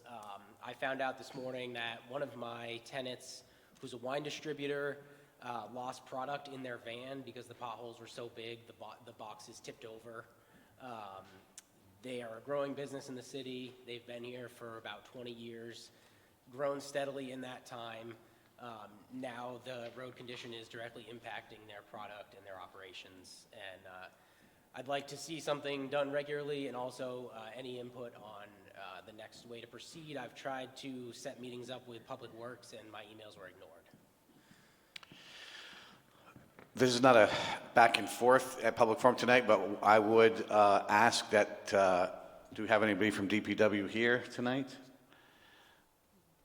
I would ask, Mr. Mayor, that you get someone from DPW to contact Mr. Adams and speak with him about this issue, if we can arrange to make that happen. That'd be great. Thank you. Let me know if you don't hear from anybody, or let Mr. Mayor know. Okay, thank you, Mr. Adams. Lee Terhune is up next. Good evening, Ms. Terhune. Welcome. Thank you. I appreciate the opportunity to be here. I'm here to speak again about the mural. I recently had an opportunity to read the grant, which was submitted to address the replacement, removal, or whatever of the mural. And I have forwarded a copy of that and a letter about that to all of you. I'm hoping they'll have an opportunity to speak about it with the Parks, Arts, and Culture Committee this month. I'm very concerned about it. But today, I want to talk to you about a really interesting anomaly about the mural. You've got a paper in front of you where you can see the part I'm speaking about. The artist addresses in his letter that there are 4 representations in the mural of African Americans. One of them is Abraham Lincoln. That's, of course, silly. The second is a ribbon dancer, which you see in this picture here. A third one is a member of the fish band, and that's just like crazy. There's no fish band as described by that artist. But anyway, the fourth is Alexander Twilight. And so I want you to take a look at Alexander Twilight as the one notable historic figure on the mural. Regarding the one notable person the commissioned artist painted with dark skin, Alexander Twilight, in spite of the fact that, throughout his lifetime, there's no evidence to suggest that the Twilights or Alexander identified as anything but white, and the citation for that is further down on the page. This is research done at Middlebury College. Alexander Twilight was born in 1795. He was described by those who knew him as white. In every census from 1810 onward, the Twilight family is listed as white. Indentured farm work prevented him from going to school as a child. At age 20, he enrolled in the Orange County Grammar School in Randolph, Vermont, where he undertook an accelerated course of study. The guy was a genius. I mean, what he accomplished is so amazing. He spent 5 years there before enrolling in Middlebury as a third-year student. When Twilight was admitted, Middlebury administrators thought he was white. In fact, few acquaintances of Twilight knew his ancestry at all. Throughout his lifetime, there's no evidence to suggest that he identified as anything but white. And there's your citation. Yet, the commissioned Marketplace parade mural artist painted him as a Negro. The picture of him that remains, which is on the right here, shows him as a man with very light skin. He was most likely French-Canadian. He looks a lot like my husband. A man with very light skin, except on children's books today, where he is rendered with dark skin. This is the picture of him on the book that's in our library. It was copied identically on the mural, except that his skin was darkened. And then you can read about Andrew Harris, who really was a first graduate from UVM, with a sad story. UVM students refused to go to the stage with him. He was not allowed on the stage. They gave him his diploma to the side. And that's what our mural is, pushing notable people of color off the stage. Thank you, Mr. Hune. Richard Hilliard is up next, to be followed by Jack Daggett. Good evening, Mr. Hilliard. Welcome. Good evening, President Wright. Thank you very much. Happy New Year. Richard Hilliard. I'm a Ward 1 resident. I'd like to speak very, very briefly on two topics. As a long-time active member of the Ward 1 MPA, I'd like to convey my appreciation of the engagement we enjoyed many years ago with the Burlington Police Department in the form of Lieutenant Morrison, as she then was, who attended our MPA almost regardless of other commitments. Lieutenant Morrison at that time was assigned to our district and entertained questions or concerns with good or bad news for residents and followed up unfailingly. Apart from welcome cameos from Lieutenant Sullivan, such engagements have been lacking for the last 10 years. Councillor Busher can corroborate, I'm sure. I'm not qualified to address the attributes for interim police chief, obviously, but I'd like to suggest that community engagement is extremely important. Something completely different, as the 7th Python died last week, so something quite different. I've missed some of the discussion regarding non-citizens having the vote. I'm a non-citizen. I've lived in the United States for on and off for over 40 years, but I'm not a citizen. I wonder if that's the best way.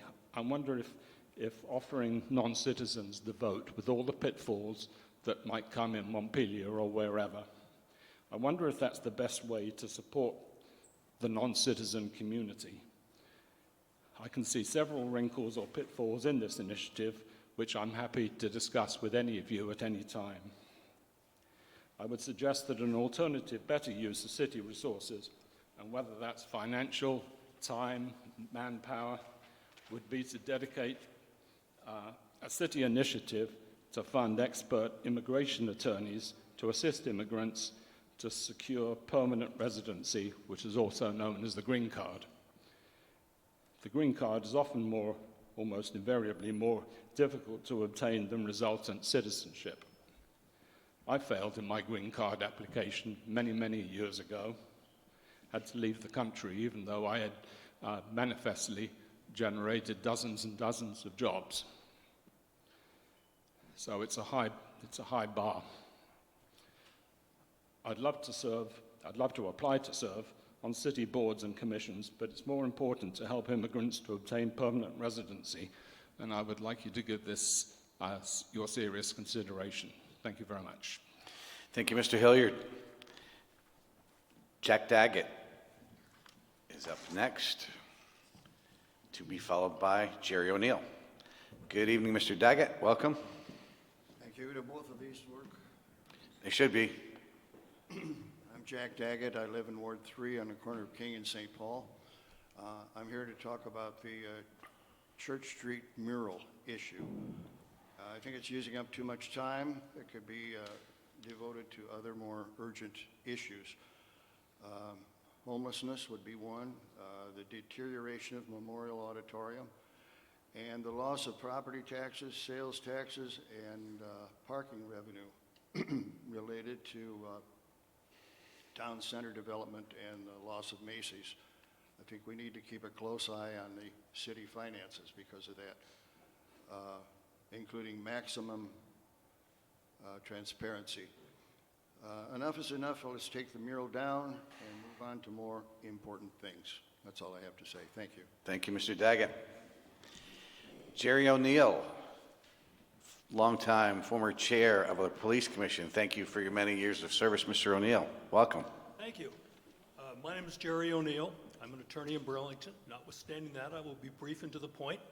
I'm also one of Councilor Mason's law partners. I come here tonight to speak specifically in favor of the appointment of Jennifer Morrison as the interim police chief in Burlington. I have been a federal prosecutor in the past for 8.5 years here in Vermont. I've seen police officers of all sorts, from the top of the FBI, state police officers, local police officers, you name it. I think I've worked with a great number of them. I've been out on ride-alongs with Jen Morrison. I spent one New Year's Eve with her instead of with my wife. I've been in all kinds of different situations. I've seen her arrest drunks. I've seen her deal with people. She knows how to deal in every situation. I can't think of anybody who's better qualified to be the interim police chief in Burlington. If you get really, really lucky, you might even get her to stay beyond that, although I don't know that. I haven't had any conversation with her about that subject.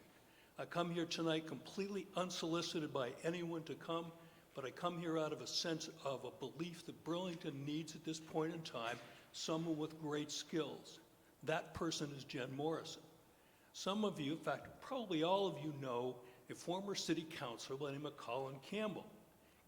Colin is a strong progressive, and he's a great friend of mine. We get along very well. And one of the reasons we get along well is we don't talk about politics in the city of Burlington. But the one thing we absolutely both agree upon is what a great person Jen Morrison is, what a great police officer she has been. And although I haven't spoken specifically with Colin about it, I'm sure he would say, yes, she is the person for the job. I woke up on a Saturday morning to see that she was willing to take the position, and I was thrilled. She is a person who, when she was the chief of police in Colchester, the Burlington job came open. That's a job she's wanted forever. She did not apply for it, and the reason she didn't apply for it was because she had started with Colchester and she thought she should see that job through. That's a person of integrity. She's a person of great skills, capability, and I assure you, if you confirm her as the interim police chief in Burlington, you will feel that you've done a very good thing when the time comes that she departs. Thank you for the opportunity to be heard. Oh, I was, by the way, the chair of the police commission for 17 years or something along those lines. So I did have the opportunity to see her and many other police officers in action in all kinds of capacities. She's as good as they get. Thank you for the opportunity to be heard. Thank you very much, Mr. O'Neill. And again, thank you for your many years of service to our great city. James Lees is up next, to be followed by Amy Magyar. Good evening, Mr. Lees. Welcome. Good evening. By supporting the F-35 blasting off at the airport in a densely populated city, our mayor made himself complicit in the assault on hearing and learning of 6,000 Vermonters and the degradation of 3,000 affordable homes. But now, with Donald Trump starting a war with Iran, We also have this mayor disastrously in danger of making himself complicit if Trump calls our F-35 squadron up to serve in this new illegal war based on lies.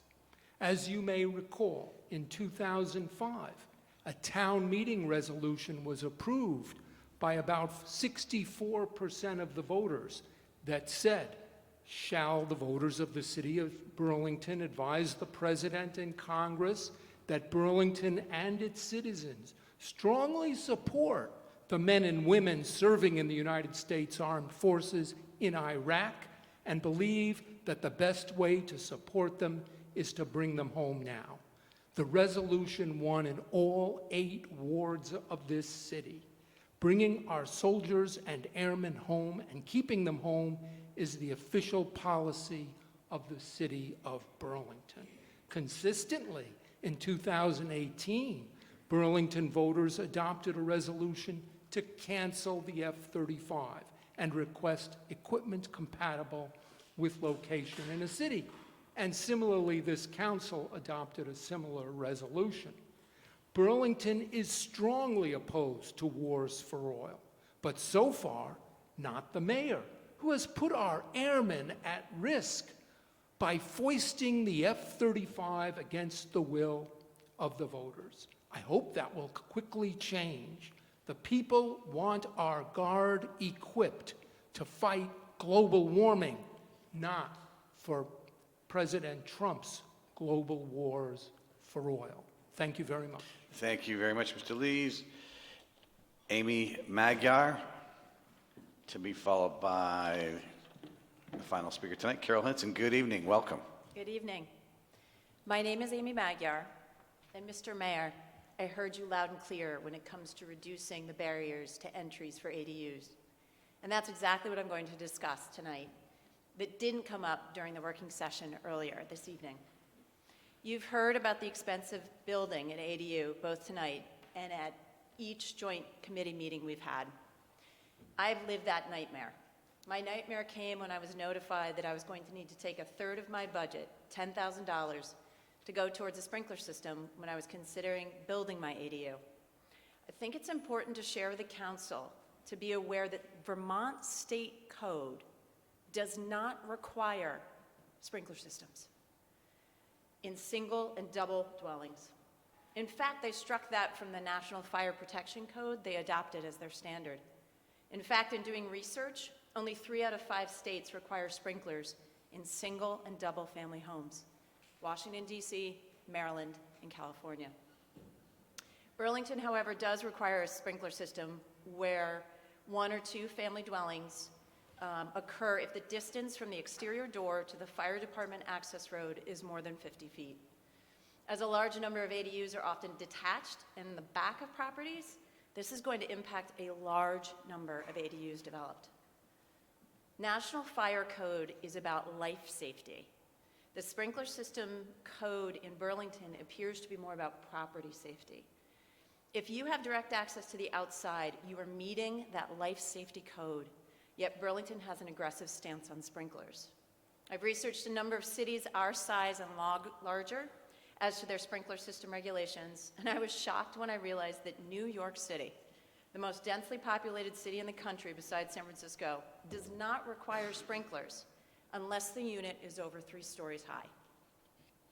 As for cities our size, like Savannah, Asheville, Ojai, they do not require sprinkler units in single or double family dwellings, no matter the location. I appreciate the city removing some of the costs of creating an ADU, like waiving certain fees. However, what makes an ADU expensive to build is not the $100 fee, but the $10,000 fee to put in a sprinkler system. I would like the council to realize that no matter what the owner occupancy, parking requirement, lot size, or many of the other issues that we've been struggling with, ADUs will not flood the market due to the fact that the expenses are based on ordinances that the city specifically has created as barriers to build them. We must look at some of the building codes that can create barriers for success. One more thing. I'd like to talk about the parking comment about ADUs. As Councilman Busher reminded us that one of the reasons we're talking about ADU creation is to age in place, that often one of the first things that goes when someone is aging in place and sick is the car. Thank you. Thank you very much, Ms. Magyar. Our final speaker tonight in public forum is Carol Hinson. Good evening, Ms. Hinson, and welcome. Welcome. Welcome to you, all of you. Thank you very much for serving, all of you. I am here tonight to explain to you a situation that I had when Jennifer Morrison was on the Burlington Police Force. Unfortunately, it's been a long, long time, but I was at my summer camp, and I was with two young girls who had just lost their mother, and my husband was out with their father discussing the next steps that they would take. So the camp next door to us had a stag party, and things got a little out of control, and they started throwing rocks at our camp and breaking all the windows. I was there with the two little girls and called the police, and it was Paul Glenn, Officer Sean Tooth, and Jennifer Morrison that came, calmed the guys down, came over. Jennifer stayed with myself and the two little girls and calmed us down. I was the worst. They were doing better than I was. And then waited till my husband and his friend got home, and then a week later followed up with us. So I really support someone with the integrity of Jen Morrison as our interim police chief. Thank you, Kurt. Thank you very much, Ms. Hinson. That concludes tonight's public forum, and we'll move back to item number 4, which is a consent agenda. Councilor Busher. Yes, I'll move to adopt the consent agenda and take the actions indicated. Councilor Busher moves the consent agenda, seconded by Councilor Hanson. Any discussion? Hearing none. All those in favor of passing the consent agenda and taking the actions indicated, please say aye. Aye. Any opposed? That passes unanimously and moves us back onto deliberative agenda. Item 5.02, a communication from Mayor Weinberger regarding the appointment of the interim chief of police, Jennifer Morrison. Mr. Mayor. Thank you, President Wright. And if it's appropriate to the President, I'd like to absolutely ask Chief Morrison to come join us. Welcome, Chief. We have already heard a lot about Chief Morrison tonight through the public forum, and I appreciate how many people came out to share their voices. I would just briefly like to echo what's already been said and share with the council and the public that I think we are very fortunate at this real challenging time in the city and the department's history that Chief Morrison has agreed to serve in this interim role, and she chose to do so, offered to do so very quickly as the circumstances in recent weeks unfolded, and I think it is a great opportunity for the department during this challenging time to have a woman of her experience and stature and background and particular experience in Burlington and in Chittenden County to serve in this key interim role. I will just restate, as said in my memo, Chief Morrison served for the Burlington Police Department for 23 years. I was honored to be mayor when she became our first female deputy chief. I was concerned when she left us not too long later, but for an important and outstanding opportunity where she did an excellent job as the chief of Colchester Police. I can confirm what Jerry O'Neill said, that despite my efforts, she was not willing to apply for the chief's position here in Burlington when it came up because she had not finished her duty there. And her tenure there was noted for being one of great transparency, as well as one in which she really was a leader in regional solutions for mental health, addiction, and emergency response challenges.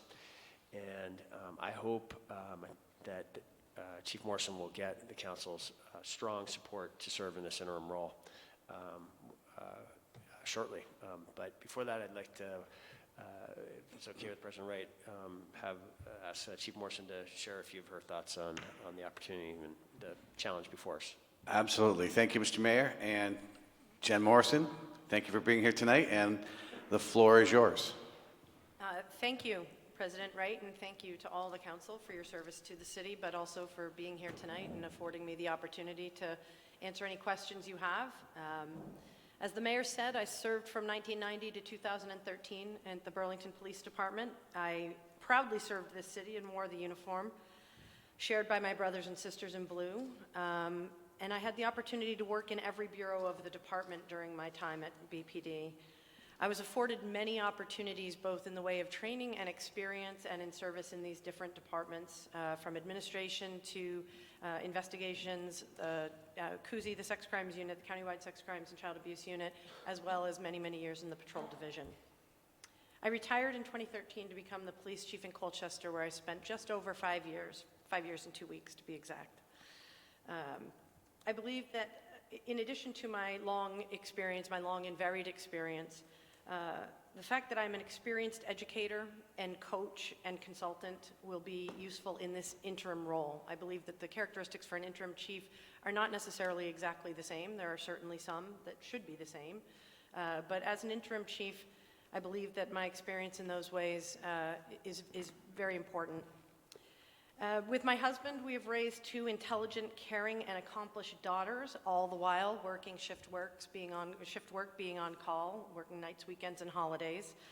Sharon and Richard fondly remember that my daughters in their Monte Cristi uniforms doing their homework in the back of the Ward 1 NPA meetings, and occasionally being told, girls, put on earmuffs when we thought something might get hot or potentially profane in the room when hot topics were being discussed. Both of our daughters graduated from UVM, and they both work in the city of Burlington, so we have a deep commitment to this city, and we always have been willing to put the city first in our family.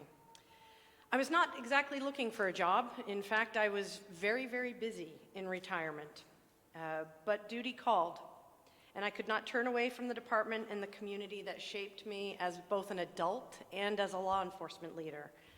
So here I am before you tonight asking for your approval of my appointment to get to work for 4 to 6 months with an agency and a community that I love. I see myself, I'm sure you'll have many questions, I'll be happy to answer them, but I see the interim role as different from if you were considering me for your permanent chief's role.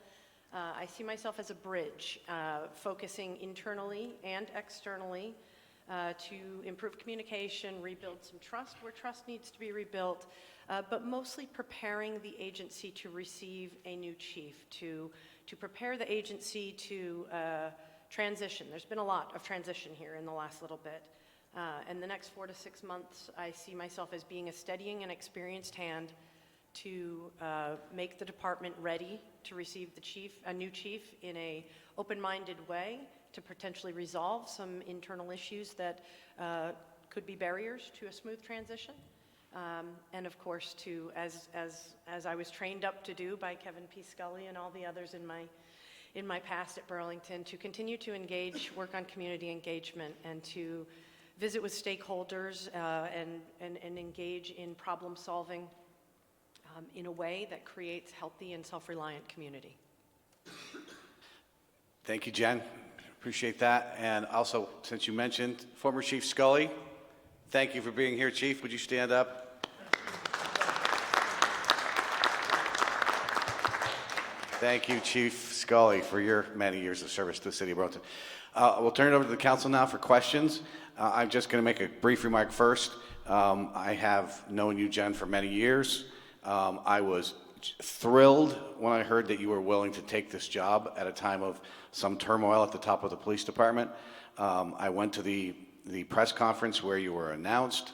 It gave me more confidence to hear you speak, and to hear you speak confidently and knowingly and with the history that you have with our police department. So I am, as one counselor, am gratified and thrilled that you were willing to take this task on and see us through these tough times. So with that, we'll open it up to the City Council, and we'll start with Councilor Shannon. Thank you. Thank you, Chief. for all the years that I've served here, and you served in Burlington, I don't think that we have ever had the pleasure of having a direct conversation. You're right. But I probably know more about you than you might think, because I hear from a lot of constituents who share a lot of opinions. And I think you should know, and the council should know, I've heard from a lot of very angry constituents about both towards the city and towards you when you left. They were quite upset that you left the city of Burlington. They thought it was a failure on the part of us, that we somehow had allowed you to go. And you made a real difference in the community, because the fact that this was coming to me, we don't often hear from people when they think somebody has done a really good job. And that is absolutely what I was hearing from people. And I think my only concern is your statements that you're not interested in the permanent position. After hearing from Jerry O'Neill, that also concerns me a little bit. But I'm very grateful for whatever time you can give us. And I do think you will provide that steady hand that we need right now. So thank you so much for being willing to step up when we need you. You're welcome, and thank you for your kind remarks. Thank you, Councillor Shannon. I have Councillor Pine, then Councillor Freeman, and Councillor Tracy so far. If you want to get in the queue, let me know. Thank you, Mr. President. Good evening, Chief Morrison. Hello, Brian. It's good to see you. You too. We work together in many capacities, initially as a city councilor and then as a fellow city employee. And I would be asking, I'm welcoming your appointment, and I'll be supporting you. I would be asking this tough question to anyone who takes this role. So this is not intended to be at you personally. But I think the chief, even in an interim basis, needs to focus on internal operations as well as rebuilding the trust of this community. I personally am continue to focus on the issue of police bias, and primarily around racial bias. And I'm interested in your views on using traffic stop data and search data and data like that as a management tool to eliminate racial disparities in the way we police. And I'd just like to hear your thoughts on that. It's a really important issue. The question of implicit bias and how it manifests itself in police behaviors is really the crux of the question. The traffic stop data provides a data point. It is one piece of data. Candidly, feedback from the community and talking to people who have had real contacts with the police department is also equally important. And finding more ways of collecting what I would say is more valuable data. Right now, what we collect is this extremely thin slice of data from any interaction with a citizen at roadside. So I think that collecting more data and refining perhaps some of the ways that we code the data is a very important and useful tool to build on the work that has already begun. And I would remind the entire City Council that Burlington was ahead of the curve on this, and we were one of 5 communities in Chittenden County that voluntarily began collecting data years and years before the legislature ever asked us to collect it. So this topic remains a very important issue. I think the Burlington PD has done a very good job in terms of raising the bar on training. They've brought in several nationally known consultants to engage on the issue. I've attended those trainings, which have been very, very good.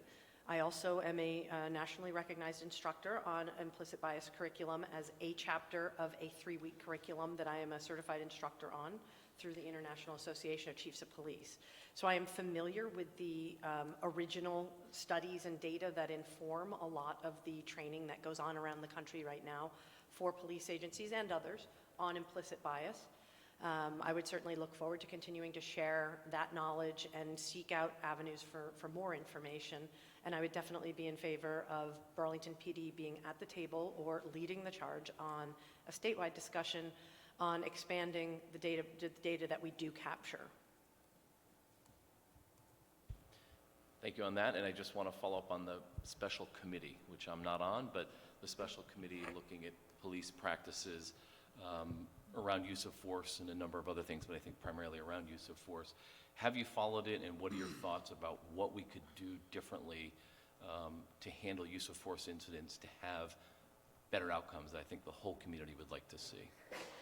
So I have not followed it. I have become aware of it since the time the mayor and I had our discussion. I will need to seek a little bit of role clarity as we go forward about the role of the police commission versus this special committee, but I believe I understand the scope of the work that they're looking at, and that they're looking at a specific policy relative to use of force, potentially other policies that would be very community-facing, and also to further explore the issue of community oversight, which of course I would need to hear all sorts of definitions on that before I fully understood the scope. But as a general concept, I strongly encourage any way that we can bring community engagement to the policy-making piece of law enforcement. I don't know if it was performance punishment or what back in the early 90s, but as a very young police officer, I was assigned as the department's accreditation manager, and I began to learn how to write and develop and research best practices and research other agencies' policies, compare them to accreditation standards. And I became a policy writer early in my career, before I was even afforded any rank of supervisory rank. So one piece that I learned early on, and I have continued to use throughout my time in command roles and in chief's roles, is that any policy that touches the community, literally touches the community in the case of use of force, but in other things, technology that might impact the community, privacy concerns, things like that, that it's really important to get the community engaged and to hear from them before policy is promulgated, and then as policies are continually updated, as best practices change, as laws change, you have to continue that community engagement piece. So I support the special committee's work as it relates to bringing voices to the table in a structured manner, but I also support creating mechanisms, whether that's via the police commission or through elected officials, to continually on an ongoing basis channel feedback about our policies and our daily operations so that we can constantly improve the quality of our interactions, but that we can also make sure that the way we interact with the community is consistent with policy, that we're following our own policies. So I think that there's no one magic bullet around that, but yes, I support any work that brings best practices to the table and brings community engagement to that process. Thank you. Thank you, Councillor Pine. Councillor Freeman, and then Councillor Tracy. Thank you, President And Wright, Hinson. and thank you, Chief Morrison, for introducing yourself and answering all our questions. My first question is, in your role as a leader in law enforcement, how have you supported the goals and ideals of the Black Lives Matter movement, and do you support the movement's calls for reform? I have not specifically supported that group in my time as a police chief, no. Nor do I suspect that in an interim role in 4 to 6 months that would be at the top of the priority list. So that's my answer to that. That's a pretty narrow question, so. Yeah, it's really important to me that someone, I understand it is an interim role, and I think that I understand sort of my willingness to appoint someone in this role who doesn't necessarily, like you're saying, support the Black Lives Matter movement, or I can't, is that, just to clarify? That's not what I said. Okay, I'm sorry. I said that I have not actively supported the Vermont Black Lives Matters movement in my time as a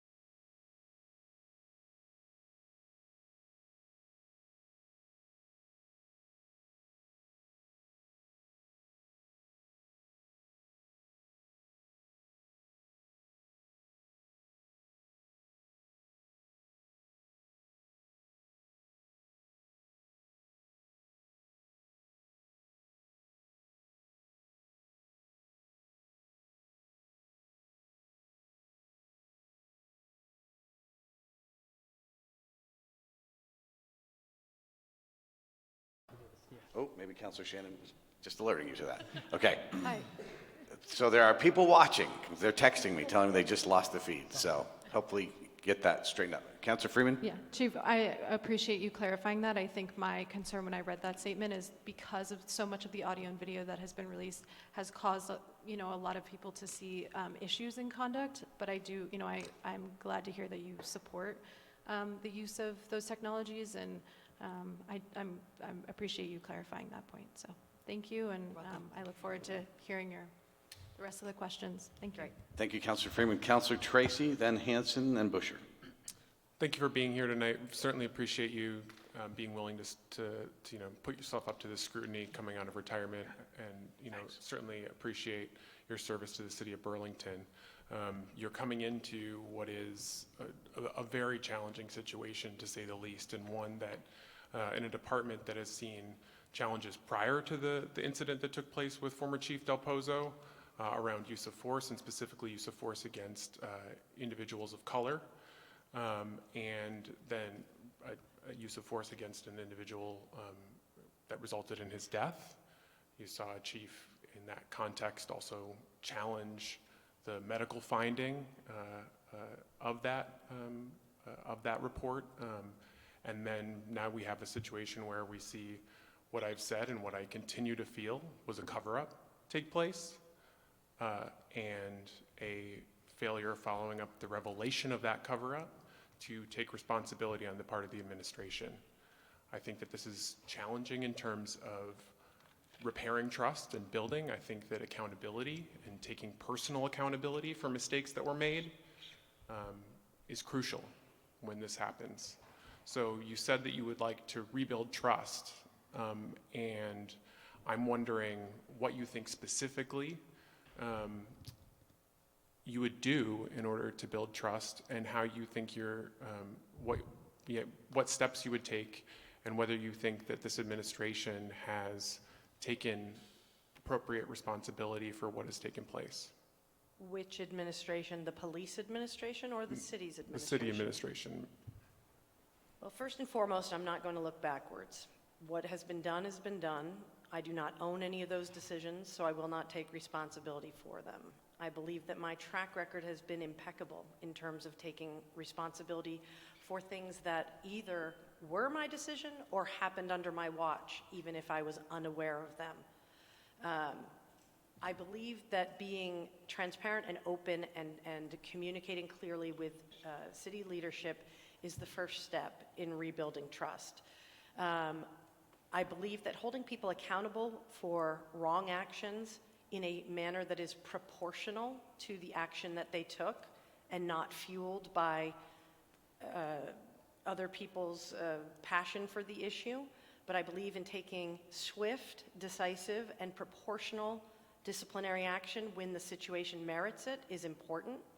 But I'm not going to look backwards at everything that's happened in the last 6 or 12 months here at Burlington and debate whether those were the right steps or not, because I was no part of any of those decisions. I can tell you that when I make a mistake or when something goes wrong under my watch, my mantra is own it, fix it, and move on, because there is not enough time in the day in a city like Burlington to spend a whole lot of time obfuscating or trying to skirt issues. I think you will come to find out that I am an incredibly direct communicator, that you will usually see it on my face before it comes out of my mouth, but that I will be very open and clear with people about what I'm thinking. I don't play games, and I'm not a terribly political animal. I can put my father's charm on when I need to, and all the graces and social graces that Kevin Scully emulated for us over the years, but I am a very direct communicator, and I will communicate with all of you and the mayor's office in a forthright manner on what I see as the issues as I uncover them, and on what I believe are the appropriate steps forward. So can you highlight any specific steps, though, that you'll take as part of that? I haven't even gotten the job yet. What do you, I'm going to meet with my staff. My first week or two is going to be focused internally, getting to know and steady the ship at 1 North Avenue. That is job one right now. Let there be no doubt. In conjunction with that, as time allows and as the first week or two go by, I think making connection with the police commission who I will meet tomorrow apparently, should I be confirmed. And a variety of other stakeholders would be appropriate. And I certainly look forward to building better relationships, or at least a relationship with those of you who I have not previously worked with. So making myself available, which I've always had as an open door policy, that people can make time on my schedule to come in and meet with me, to share their concerns, or drop me an email, those would be important first steps. Beyond that, I don't have an agenda planned out. I really believe that it is my job to get to work and triage, because there's an awful lot of balls in the air right now. But right now, what's happening inside the four walls of 1 North Avenue needs to be shored up, and that's job one. And then I will turn my attention to the council, the commission, and the community members that perhaps we need to rebuild some trust with. Okay. One of the issues that has sort of come up as part of this has been this issue of social media usage. And how do you see yourself dealing with the development of a social media policy? And then also, how do you see yourself as part of that policy conversation engaging with accountability, investigation and accountability as a result of misuse of social media? Well, I believe that the city's going to have a citywide policy, so it would obviously be incumbent upon us to adopt that as our policy and to train people to that policy and to hold them accountable to it going forward. I could not hold anyone accountable for a policy that does not exist. So I believe finishing that policy and getting the training done is very important, should be very high on the priority list. I would see the question around how do I see myself engaging with social media? I don't much. I mean, I'm pretty active on Facebook, particularly in my houseplant hobbyist group. And I have an Instagram account and I have a Twitter account. I was very active in terms of the Colchester Police Department's Facebook page, but I left the Twitter to some younger officers and dispatchers who had specific training in using Twitter and other social media platforms for community engagement. I don't foresee the Burlington Police Department changing the way they interact with the community on an official level. They do what I believe is a very good and comprehensive job of spreading a lot of different types of information via social media, and I don't see that changing. But I do see that in conjunction with ushering in a new policy, that we're going to have to be really taking a look at any allegations that personnel within the PD have misused social media. So if that comes to my attention, we will deal with it as we do with any alleged violation of policy or rules. Okay. And then the last question that I have is with regards to a separate issue, but an incredibly important issue in the community, and that is the opiate crisis and how you see us dealing with the opiate crisis. The Burlington Police Department, in cooperation with the city, has largely taken a harm reduction approach to the opiate crisis, among other approaches, but that's been a real centerpiece of it, specifically with ComStat, and part of that organization. I value the conversations that take place there. I value the approach and the idea that we can't arrest our way out of the opiate crisis and that we need to pursue harm reduction and treat this as the public health crisis that it is. I agree. Do you see us continuing that approach, and how are you going to interface Absolutely. with other community organizations in support of that harm reduction work? I don't anticipate changing the way BPD leads the charge on the opiate crisis. I have been a participant as the police chief in Colchester at ComStat, and my officers have been participants in Substat. I don't see that changing. I agree with the philosophy.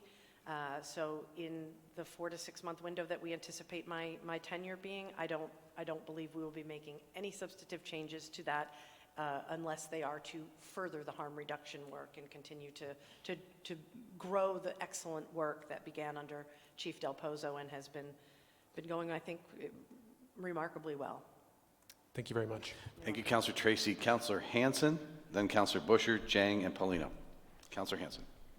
Thank you very much, and thank you for the phone conversation earlier. And I think this will be, as we discussed earlier today, this will be an ongoing conversation. There's so many important topics that this role intersects with, and obviously we can't hit upon everything tonight in this discussion, but I did have a few areas that I wanted to ask questions and hear your perspective. So we've been talking so far about rebuilding trust and transparency, which I think is very critical given the circumstances that we're in. We've had a number of controversial use of force cases in the past year and a half in which body camera footage was released, but it was only released when it became legally necessary. It wasn't released in advance of that. So I'm wondering how you'll approach the release of body camera footage in important use of force cases. President Wright, point of order. Mr. Mayor? Well, you can't actually call a point of order, Mr. Mayor, but Mr. Mayor, what do you? I just think it's when we have agreed as a council that this is, as an administration council interaction, that this is an area where we don't have policy and where we have explicitly asked a committee to advise us on policy. It seems a challenging position to put an interim chief applicant in to ask her to opine on a policy that we're explicitly in an administration council community review over. So I think, we have to be, I want to make sure we get this relationship with the new chief off on the right foot and not jeopardize that with where these questions are going. I appreciate that, Mr. Mayor. Thank you. And I would just urge the council to remember that Jen Morrison is stepping in here on an interim basis. And let's remember that. This is a 4 to 6 month period. So, Councilor Hinson? Yeah, I mean, I think there's a lot of really key areas that are being discussed as a community. I think it's appropriate, though, to get the perspective of the person who's going to take the central role as police chief during those conversations and as those things are happening. So I guess I just fundamentally disagree that it's not appropriate to have that conversation when we're looking at someone who would come into that role. I think a lot of the questions that have been asked and the other questions that I have do relate to, ongoing policy conversations because those are of interest to our community and we want to understand how we're going to move forward. And I think this is a key part of that. So I guess I would just request to be able to continue with that. I don't think you should expect more details from the candidate on that issue right now. On the issue of body camera footage? I think if you're getting into specific issues like that, I think continue with your question, Councilor Hanson, but we have other councilors in the queue, and let's keep this moving forward. Okay, well, so that was one around body camera footage, if you're willing to speak to that. And then some of the other questions, you had mentioned a little bit about your philosophy with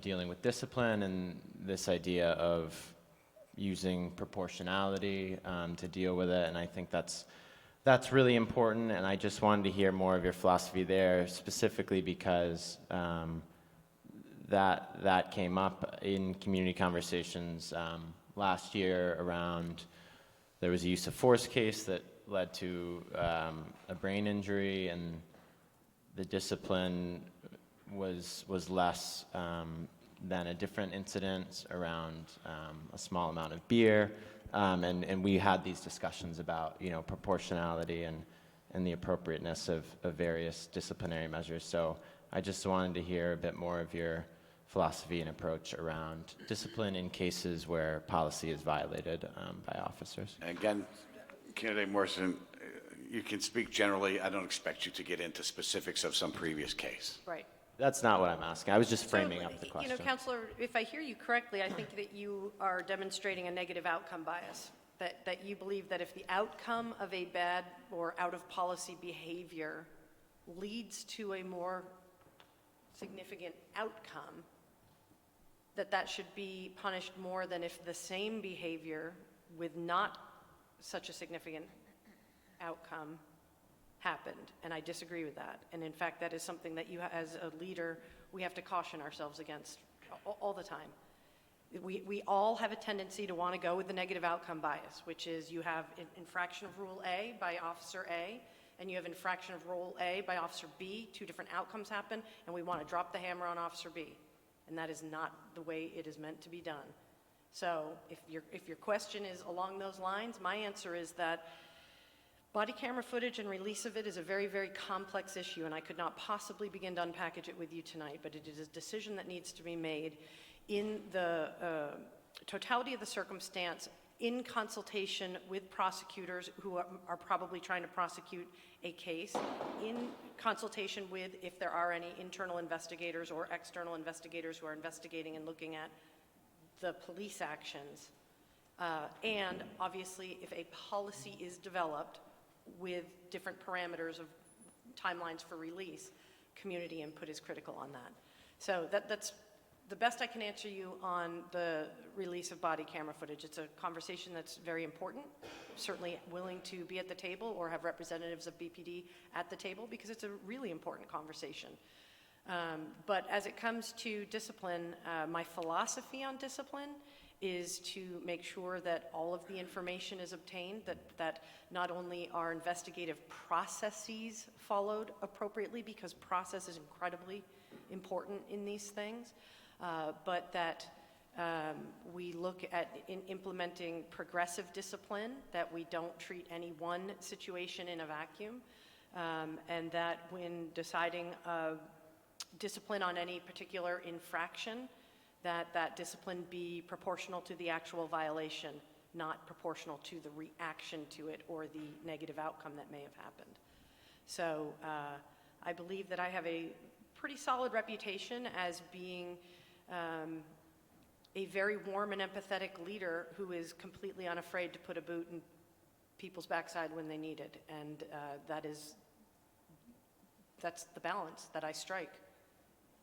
I've had people thank me on the way out the door after receiving their discipline because they know I say it in the hopes of improving their performance and maintaining the public trust and doing the best job we possibly can as a police department. Thank you, I appreciate that. And I just want to clarify, I wasn't asking you to comment specifically on that discrepancy. I was just bringing it up to highlight the fact that this has been a very fervent discussion in the community, and that particular incident was one that came up in terms of discipline. The police are the most visible arm of government, and there's going to be robust conversations about actions the police take, particularly when those actions result in harm to a citizen. That is not what anyone got on this job for. If you sit across the table from applicants who want to become police officers, not a single one of them got on the job other than to help community and help people. Policing is a messy business, and sometimes people get hurt. Sometimes it's the police officers, and sometimes it's citizens. We have to look at every one of those incidents and try to figure out if we could have approached it a different way. What is the totality of the circumstance? And what is the fabric underneath that incident? And could we do things differently in the future? So each use of force that results in injury to a citizen or a police officer needs to be carefully scrutinized so that we can refine our practices, refine our training, try to identify trends or anything like that. So it's a matter that I take very seriously, and I anticipate doing that in the next 4 to 6 months as well. Great, thank you. And one other question, something we had discussed earlier, but just how you plan to interact with the police commission and what you view their role as and how you'd like to see them play a role in all of this. I don't think it matters what I view their role as because they are part of the governance system, and I will wait to hear about the role clarity that I spoke of a few minutes ago. I can tell you what role I understood the police commission played 6.5 years ago when I left BPD, but that may not be the case today. I anticipate interacting with the police commission in the same manner that I interact with this body or with any body of city governance, in a direct and truthful manner, in a way that is collaborative, in a way that seeks to find best answers, best practices, and if I understand correctly the role of the police commission, I would anticipate leaning on them to review policy updates or changes as they occur, potentially to review proposed disciplinary measures that may or may not come up under my tenure. and to use them as a conduit of information as they are out in the community and frequently will hear information, good or bad, about citizens' interactions with the police, and I would trust them to bring that back to me so that I could, help keep finger on the pulse of the community and what their concerns are. Those would be the three primary ways that I would envision utilizing the police commission, unless the mayor tells me that the role is something other than it used to be. Thank you. Thank you, Councillor Hinson. Councillor Busher, then Councillor Jang and Paulino. Councillor Busher. Thank you, President Wright. It's really nice to see you here, and I'm so glad that you stepped up. I wonder why you did this, but I am thankful that you have said yes, because I have had experience working with you. I always think of you as Lieutenant Morrison. You will never, I'm sorry, you've been so many other things, but you are our lieutenant in our section of the city, and you were attentive to the ward, to the NPA. You were always there. It wasn't, and you immersed yourself in issues, and you're passionate and you're principled. You're everything you're showing people tonight. This is who you are. You communicate clearly, and you tell people what you think.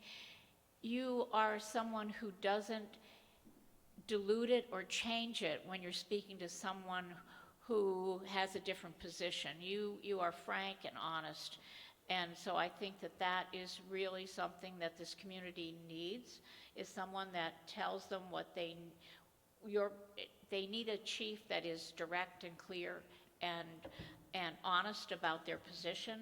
I also think that this community also, your department and the community also needs some compassion.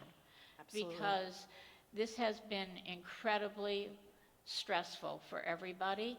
There are some people in the community that feel really harmed by what's happened and feel like no one's even paying attention to them.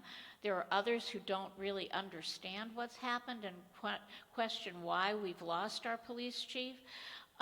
So there are so many things in the community, so many levels of question, concern, frustration, anger. It is the same community you left, only the issues are, I think,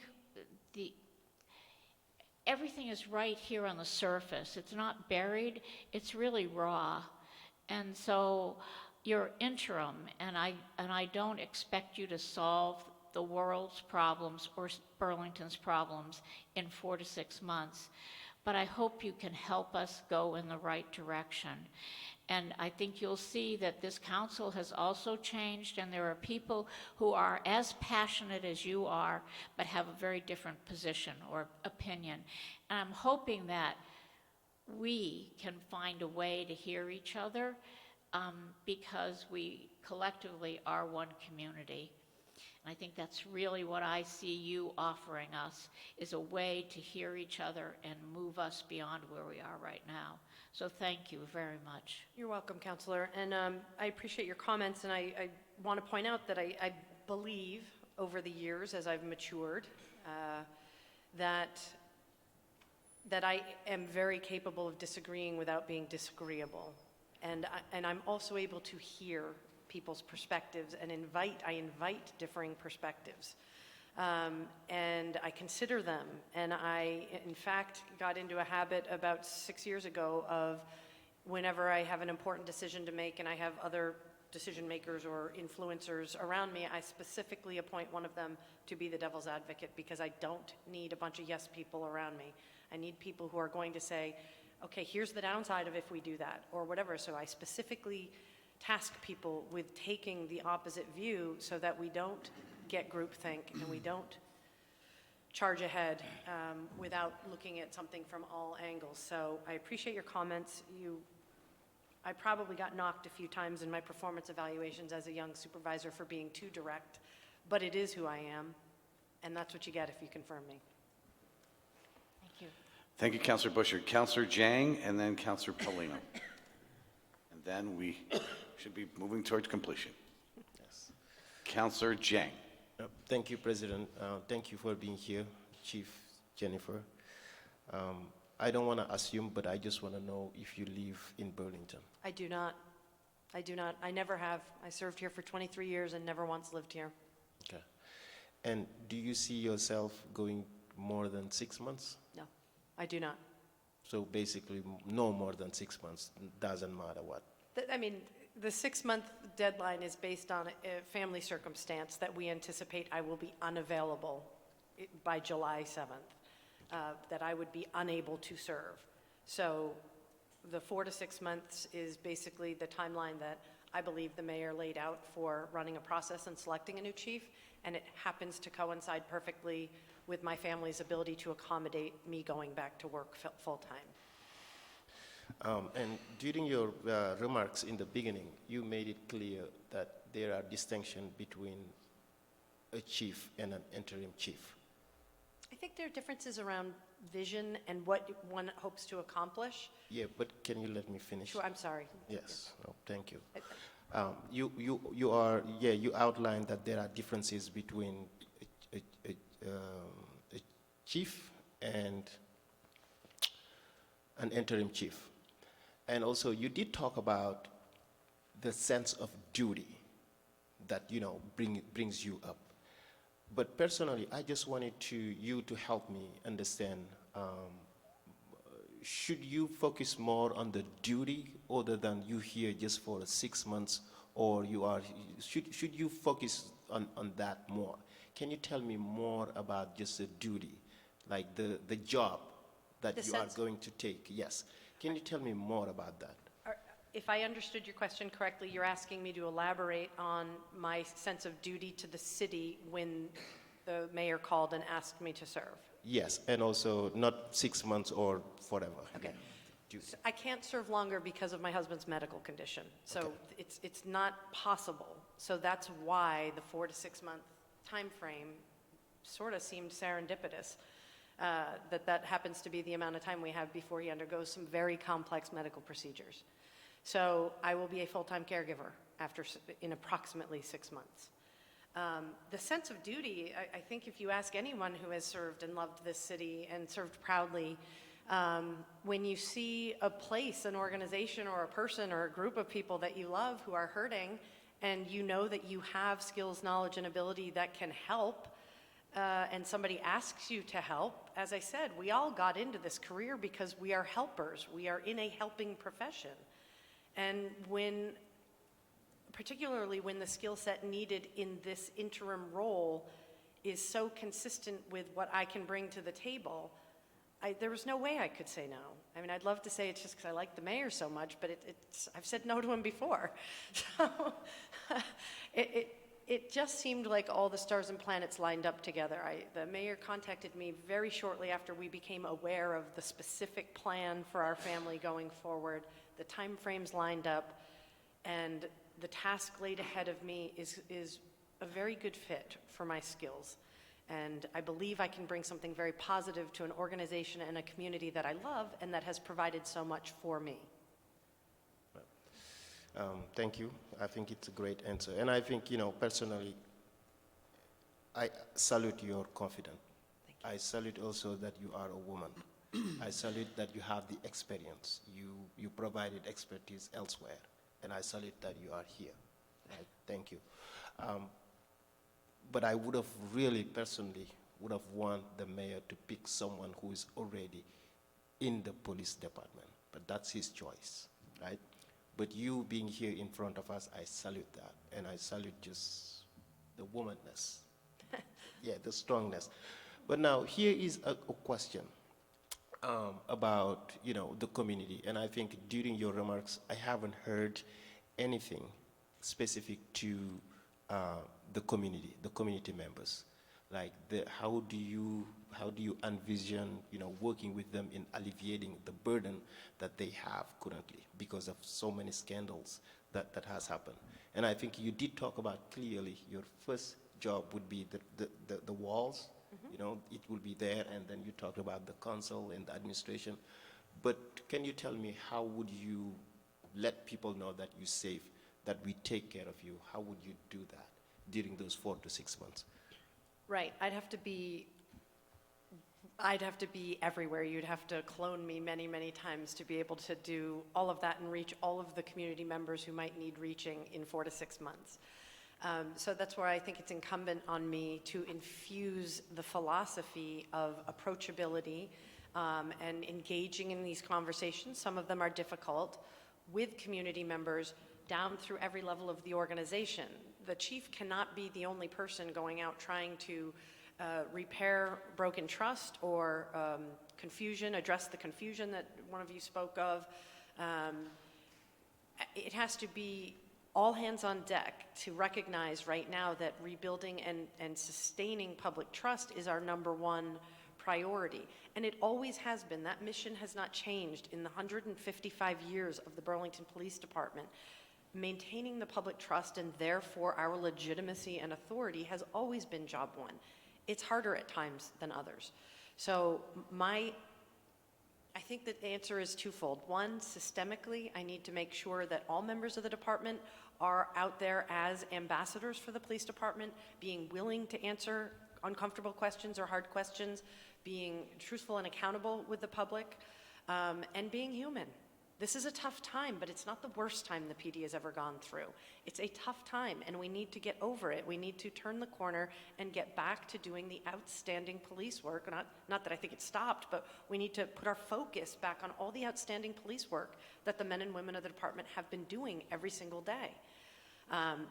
We need to change the point of focus. So on the one hand, it needs to be a systemic response where all members of the department are an ambassador for rebuilding trust. And on the other hand, it is just my personality. When people stop and talk to me, I mean, unfortunately, they recognize me and I might not recognize them, right? I have many conversations. I have conversations in grocery stores. I do grocery shop in Burlington. And when I go places publicly, and I'm approachable and I'm willing to talk to people and field the questions and hear the feedback. So it's not just a personal attribute of mine, but my way of being in the world is that I will work to rebuild relationships. I have in mind some specific ones that need rebuilding, but I'm confident there's more, and I'll learn about those in the days to come. But it also needs to be a systemic response, and the whole agency has to be engaged in that work. I can't do it alone. And lastly... And you could help us, by the way. I want to be really clear, as elected officials, you can be part of that solution, so I'll look forward to that. That's what I do, community. That's what I do. So I think lastly, do you know a little bit about the police department? It seems you were a lieutenant back in the past, but do you know the demographic currently? Do you have any idea? Right now, today? Yeah. I don't know what Burlington Police Department's demographics are today. Okay. Thank you. Thank you, Councillor Jang. Our final councillor will be Councillor Polino. I'll be quick, Councillor Wright. So, Chief Morrison, I want to say thank you, and I'm not just saying that because I can say it. I'm saying it because I truly do mean it, and it's worth repeating, from each councillor here. We're at a tough time in our police department. I think you said some magical words tonight that really stuck with me, is that, policing is messy business. And, for me, one of the ways to succeed in when you engage in messy business is to have a clean house. And I'm not saying we don't have a clean house, actually, but there's been a couple of instances that have shaken people's belief about that. And everything you've said tonight has shown me that you are the right person, and you already have begun the process of rebuilding trust here. Just by being here, just by sitting in the chair, just by taking this opportunity. You know how hard it is, and you're still choosing to do it, because you know that there are some rock stars in that department, and that we have a community that needs a strong leader to move us into the next chapter of BPD. So thank you. I appreciate your kind remarks. Thank you, Councillor Polino, and I want to thank you, candidate Morrison, for being here and fielding all these questions. Probably set a record tonight for the most questions ever asked of an interim anything.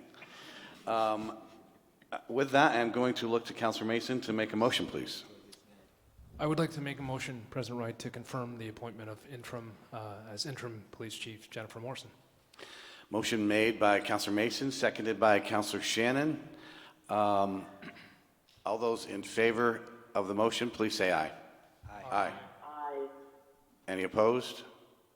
That passes unanimously. Congratulations, Chief Morrison.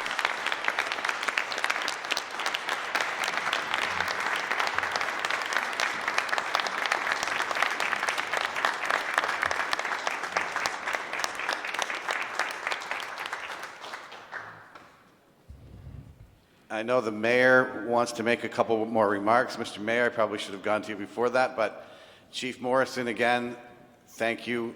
Best of luck. We are grateful that you are willing to take this challenge on at this tough time, and that is a difficult time for you as well personally. I know the council, all of us, meant what we said when we said we were grateful and extremely happy that you were taking this on.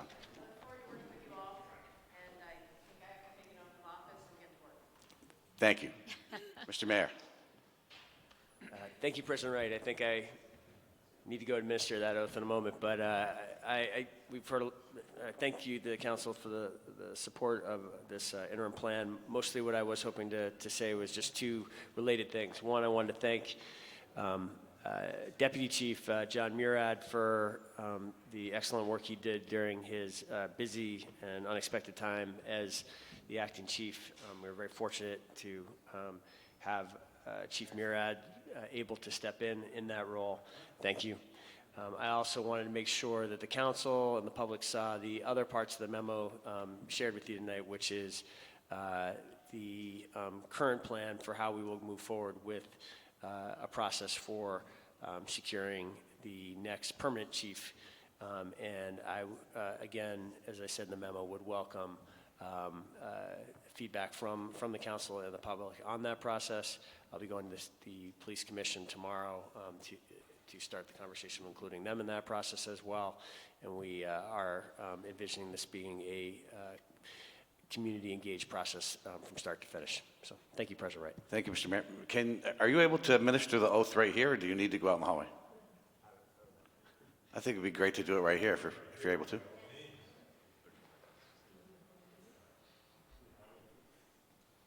Is it a... Oh, we're going to do it right now? Let me get the kids back in the room. Come on in, girls. We're doing it in here.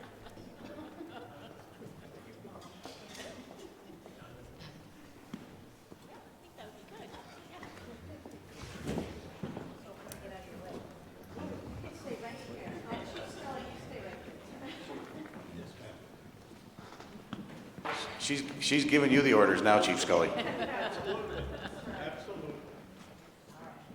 I state your name. I, Jennifer Morrison, Do solemnly swear do solemnly swear or affirm that I will faithfully execute the office that I will faithfully execute the office of Chief of Police of Chief of Police for the City of Burlington and the State of Vermont. for the City of Burlington and the State of Vermont. On my honor, On my honor, I will never betray my badge, I will never betray my badge, my integrity, my character, or the public trust. or the public trust. I will have the courage to hold myself I will have the courage to hold myself and others and others accountable for our actions. accountable for our actions. I will always uphold the Constitution I will always uphold the Constitution and the community I serve. and the community I serve.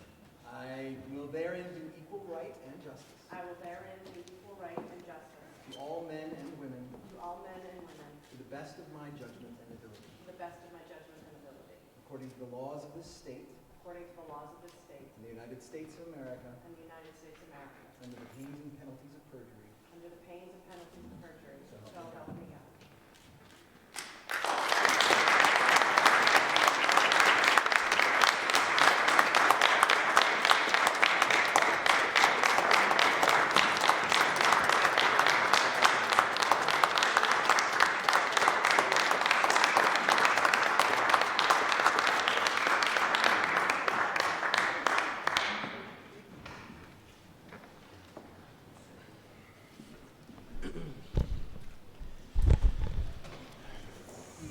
Thank you for doing that ceremony here in front of us all. We appreciate that.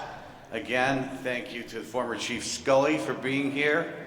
It's great seeing you, Chief Scully, and love seeing the new chief giving you, pushing you around a little bit there, Chief Scully. I won't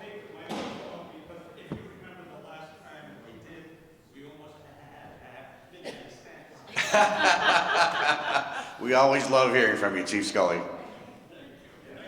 Thank you. Okay. We will move on to item number 5.03, a resolution funding alternative transportation. Councillor Hinson. Thank you. So switching gears a little bit. So as many of us know, transportation is the largest contributor to the climate crisis in Vermont and also in Burlington. And that's really not going to change unless we put in the effort to change that. So I think we need to be creative and really explore as many options as possible here. And I think the question that we should be asking ourselves is really, how do we make the right choice, the easy choice? How do we disincentivize the things that harm society and really incentivize the things that benefit society? Right now, in many ways, we're really doing the opposite of that. Most of the money that we spend on transportation in Burlington, in Vermont, in the US, is about making the system work for single occupancy vehicles, which are the most expensive, the most resource intensive, the least healthy, and the highest emitting option. This study is a chance to better understand how we are spending our transportation dollars, and how we are disincentivizing and incentivizing different options, how we could better spend these dollars to create a more sustainable and a more affordable system.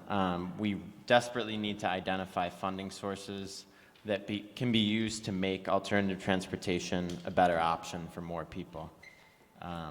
Not everyone can afford to own their own car, and not everyone wants to own a car or chooses to own a car. But our current system makes that difficult. It makes it difficult to get around without a car. And I think not only is that unfair, but I think it's backwards, because given the climate crisis we face, we desperately need to get people out of cars. It should be easy to get around Burlington without owning your own personal vehicle. And I think we should explore opportunities to make that the case. So this resolution is about better understanding some of those opportunities and seeing what options we have for shifting this system. So I know we have different perspectives around the table on what our transportation should look like, what our transportation system should look like going forward. But I hope that everyone can support this request for more information to better inform our decision-making going forward.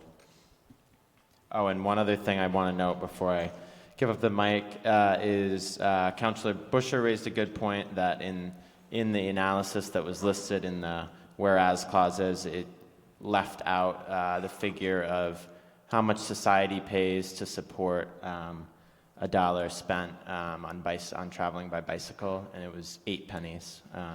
So it was the second lowest societal cost after walking. So I wanted to make sure to include that. My apologies for leaving that out. Thank you. Did we get a second on this? Oh, I didn't make the motion. I will make the motion to approve the resolution. And Councillor Freeman, you're seconding? Councillor Freeman seconds. And the motion is now on the floor. Discussion on the motion, on the resolution. Councillor Busher? Yes. So most of this I support. I identified to the sponsors some of my concerns, and I'm still not clear, and I'm not going to ask to take time tonight, but I'm not clear because I didn't see the reference for spec, but I'm not clear what we're talking about when he's saying it costs, and I'm sure the proportions are right. I'm just trying to figure out, is that the cost for infrastructure? Is that the cost for fuel? What is this cost, and how is that being generated? Because as a walker, I can't believe that it only costs society a penny, because I know sidewalks are so expensive. So I'm just trying to figure out that versus cars and bikes do sometimes share the same infrastructure, so I could understand that differentiation. But it would be interesting to know those details, just I think I would be interested. So I'd request that someone send that on to me. So the work that the the therefore be it resolved clauses, as far as how funding is, a report on the revenue of on-street parking and all the current uses and actual uses of the fund, all of that seems straightforward. And I want to support this resolution, but I also want to be really clear that I have reservations about lines 46 through 48. So what are those reservations, if anyone's listening out there? My concern has to do with an expansion of meters and where they're placed. Although I know there are some areas in the city that can accommodate meters and that it might not be controversial, I think there are other areas where it would be very controversial. So I am concerned about that, but I feel like that can move forward. The raising of residential parking permit fees, I've got some feedback. People feel okay about what we've done. We tried to make it somewhat affordable for people, because once again, remember, these are tenants too. There are people that it doesn't take much to tip the scale to make it not affordable. So, so I'm concerned about the raising of residential parking permit fees, but to have information come back with what is being proposed and how that would be distributed, I could look at that. I probably wouldn't necessarily support it, but I could look at it.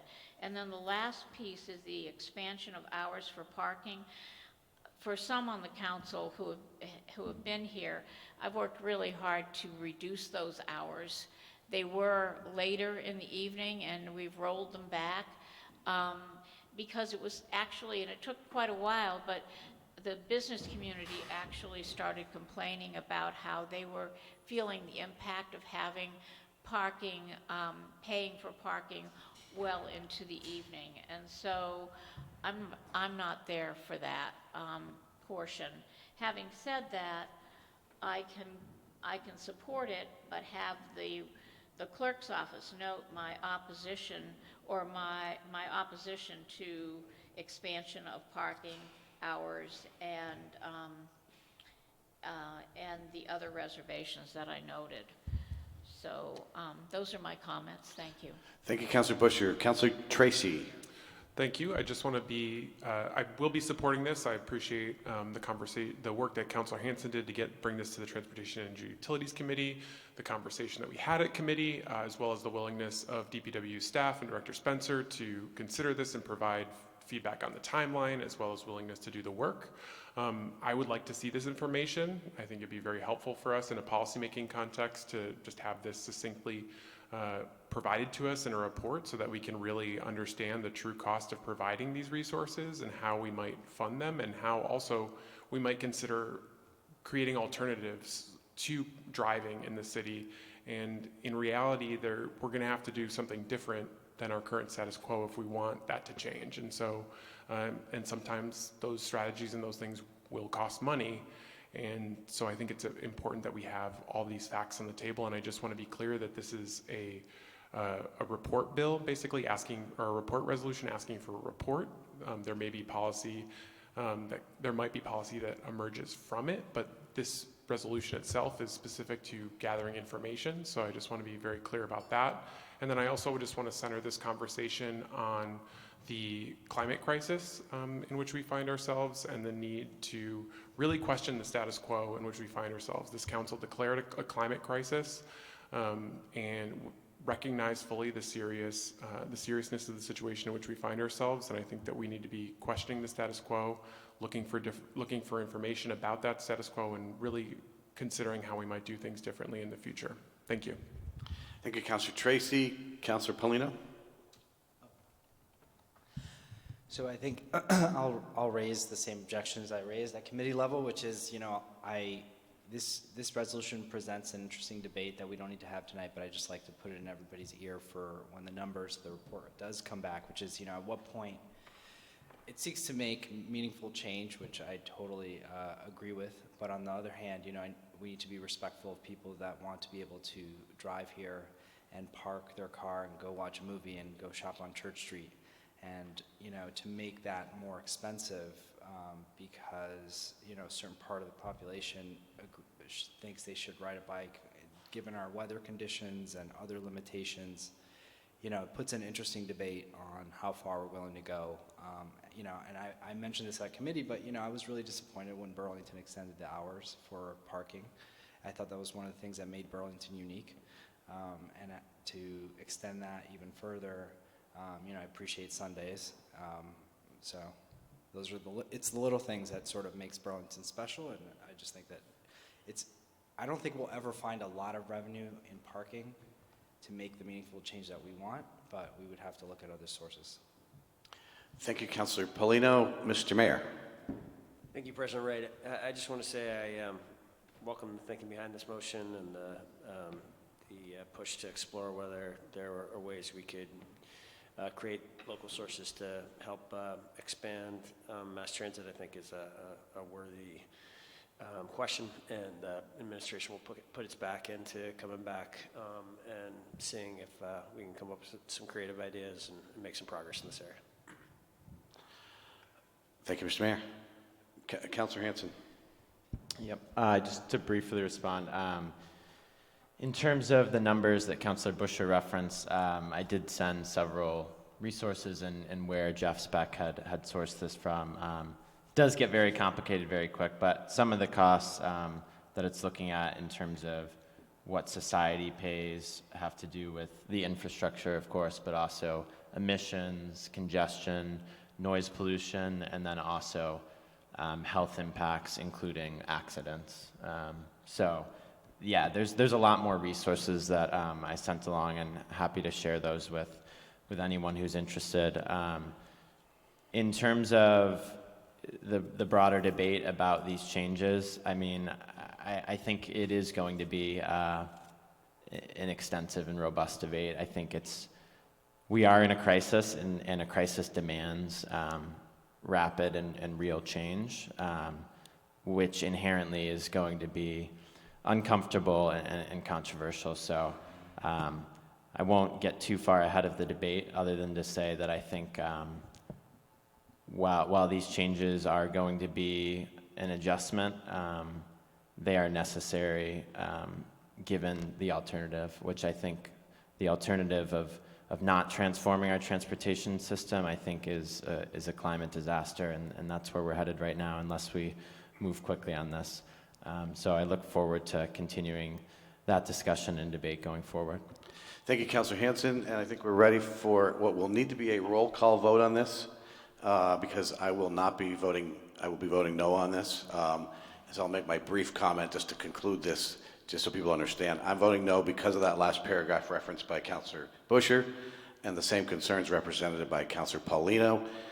Some of us have fought hard to roll back those hours that were increased, and I personally am not going to be part of anything that talks about enhancing those parking hours or a number of the other things that are talked about in here. With that said, this is going to be a report that there's no doubt that this has support tonight, but it will not have my support. With that, the clerk's office can call the roll, please. Councilor Busher? Yes. Councilor Hinson? Yes. Councilor Jang? Yes. Councilor Paulino? Yes. Councilor Freeman? Yes. Councilor Mason? Yes. Councilor Paul? Yes. Councilor Pine? Yes. Councilor Shannon? Yes. Councilor Tracy? Yes. City Council President Wright? No.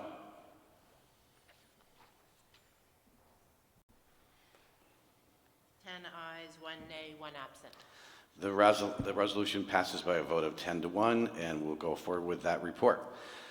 That concludes that item. We'll move on to item number 6, committee reports. Committee chair, who would like to give us committee action activity?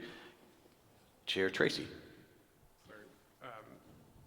So the Transportation and Energy Utilities Committee has a meeting set for the 16th, and we're still in the process of setting the agenda. One of the things that's an active issue that we've been talking about at committee quite a bit is the issue of the rail siding and where we would store the Amtrak train. One of the ideas that has come up is the notion of storing it not immediately adjacent, but in the vicinity of the McNeil plant. This is a newer idea that's emerged later, and so that's come with, I think, a desire on the part of the committee to engage stakeholders in that area. And to that end, we've asked that DPW engage the Burlington Housing Authority homes that are immediately adjacent to that, giving us a chance to make sure that that we understand what the impacts might be on surrounding businesses and residents, and so we may see them come to the meeting. That's still an open thing that is being questioned or being at question. We also have a couple other items, a pothole briefing on the agenda, as well as a briefing on the October slope failure that took place, and then also the FY21 Unified Work Plan and suggestions for that. So, and that would be on the 16th at 5, and I believe we're down at DPW on that night. Thank you, Councilor Tracy. Councilor Mason. Thank you, President Wright. First, and I was asked to give an update on the housing policy reforms we passed on 10/7. There was a report back, or we were supposed to be done by first meeting in January, and if we weren't, the resolution called for an update to the council, which is what I'm about to give. Of the 6 policy objectives that were put forth in the housing policy reform bill, ones that have not been tackled yet, parking requirements. There have been 4 public hearings on parking requirements. The committee is not done yet. It is expected to be taken up at the next meeting on the 14th. Similarly, short-term rentals, the Airbnb policy reform, we have not touched yet. The expectation is that will be taken up at the first meeting on the 14th as well. So that is an update. That committee is moving as quickly as possible, but I will say it's complicated and it's taken a little longer than expected. To that point, there is a meeting next on the 14th, 6:30 here in Contoys, where those items will be taken up. So the council and members of the public are welcome to attend. Thank you. Thank you, Councilor Mason. Councilor Tracy, you have a clarification? Yes, I apologize. I just have heard from Director Spencer, and thank you, Director Spencer, for clarifying. Really appreciate that, because it is important that we have this, that folks know that the meeting the BHA meeting actually just came together and will be happening on the 16th per the committee's, the committee's request was to have them come, and so they were able to get them to come on the 16th. It would be at 6 p.m., but it will be at Riverside, on Riverside Ave, in that location, so that folks who are residents there will have easy access to it. Thank you. Thank you for that, Councilor Tracy. Councilor Shannon. Thank you, President Wright. The Parks, Arts, and Culture Committee was unable to schedule a meeting in December as we had hoped to do, and we now have a meeting scheduled for January 23rd, which will be down at DPW at 5:30.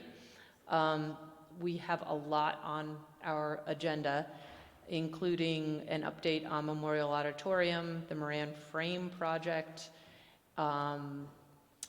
the bike path issues that have arisen, City Hall Park, highlight review, the purchase of a building for BCA, and a library update. So if you want to catch up on half of what's happening in Burlington, come to that meeting. Busy committee. Thank you, Councilor Shannon. Other committee chairs? Councilor Freeman. I'm not the chair of the committee, but Councilor Roof, who's chair of public safety, is absent. So is it okay if I just Give us a brief update, sure. Yeah, so Public Safety Committee will be meeting on January 8th at 5:30 in room 12. We have not met since March, so it will be the first time we're meeting since this session of the council, and in our agenda we will be discussing sheltering on public lands, outreach and the removal and policy procedures, and yeah, I just wanted the public to know that we will be meeting. All right, great. Thank you for that update, Councilor Freeman. Any other committee chairs? Seeing none, we will move on to city councilors on general city affairs. Any councilor on general city affairs? Hearing none. Councillor Pine. Hearing none, Councillor Pine. Just thought it would be good to point out, I think everyone here knows it, but that this community is incredibly lucky to have the new Greater Burlington YMCA, and I was there for the opening event, but I wanted to highlight that when I am looking around, it occurs to me that the financial assistance aspect of the Y is probably not as widely known. I hope we can all spread the word that the Y actually does have special rates to help low-income individuals and families afford membership. And I think it's something that is an incredible resource for people to be able to access, and hopefully we can all highlight that when we are talking about what's happening, because it's a truly remarkable facility that will serve this community for a very long time to come. I think we should be proud of it, but hopefully expand who can have access to it. Thanks. Very well stated. Thank you, Councillor Pine. With that, we will move ahead to City Council President updates. The only thing I'm just going to remind councillors is if any councillor is not going to be at a meeting, you should alert the City Council President if you're not going to be here. With that, I'll turn it over to you, Mr. Mayor. Thank you, President Wright. I'll be brief as well. Just wanted to note two things. One, I want to thank Burlington City Arts and the numerous other departments that were involved in the successful hosting of the second highlight event. There were 20 venues this year, and I'm still tabulating some of the numbers, but by all accounts so far that I've heard, it was a very successful and much appreciated event. Appreciate the council being big supporters of this of the event as well. I think there aren't many communities our size that have been able to ensure that we usher in the new year properly, the way Burlington has for many decades now in one form or another. Thank you, Councillor Pine, for noting the YMCA opening. It really was a great day for the community. I was there as well. This is, I think, certainly something that Burlington has wanted to see happen for a very long time. I want to congratulate in this forum, as I did at the event, everyone who has been involved in making that happen.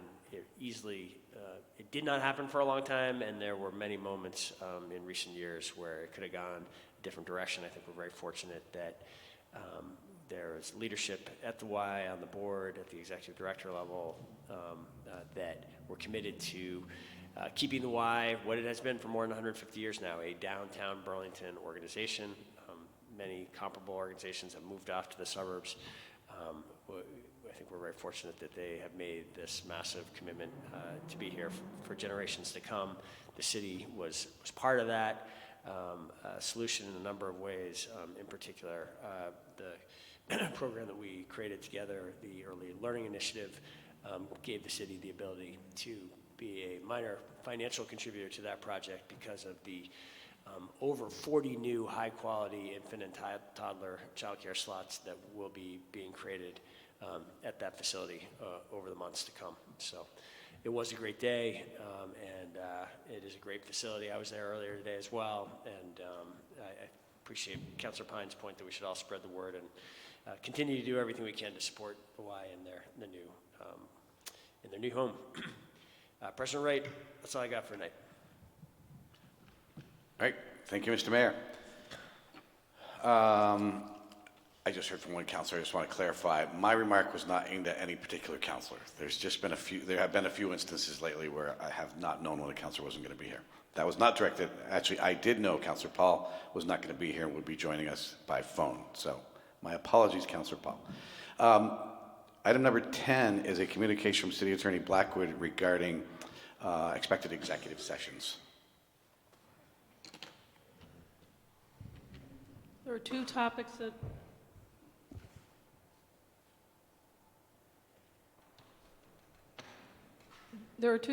that the administration believes that the council should go into executive session to hear updates on. However, there is a short public update on the City Place Burlington issue, and it might make sense to go ahead and do that first and then talk about the executive sessions. Yes. I believe that Jeff Glassberger is going to give that update along with the mayor. So we'll get a public update to the extent that we can from Mr. Glassberg and the mayor, and then we'll look to go into executive session if needed afterwards.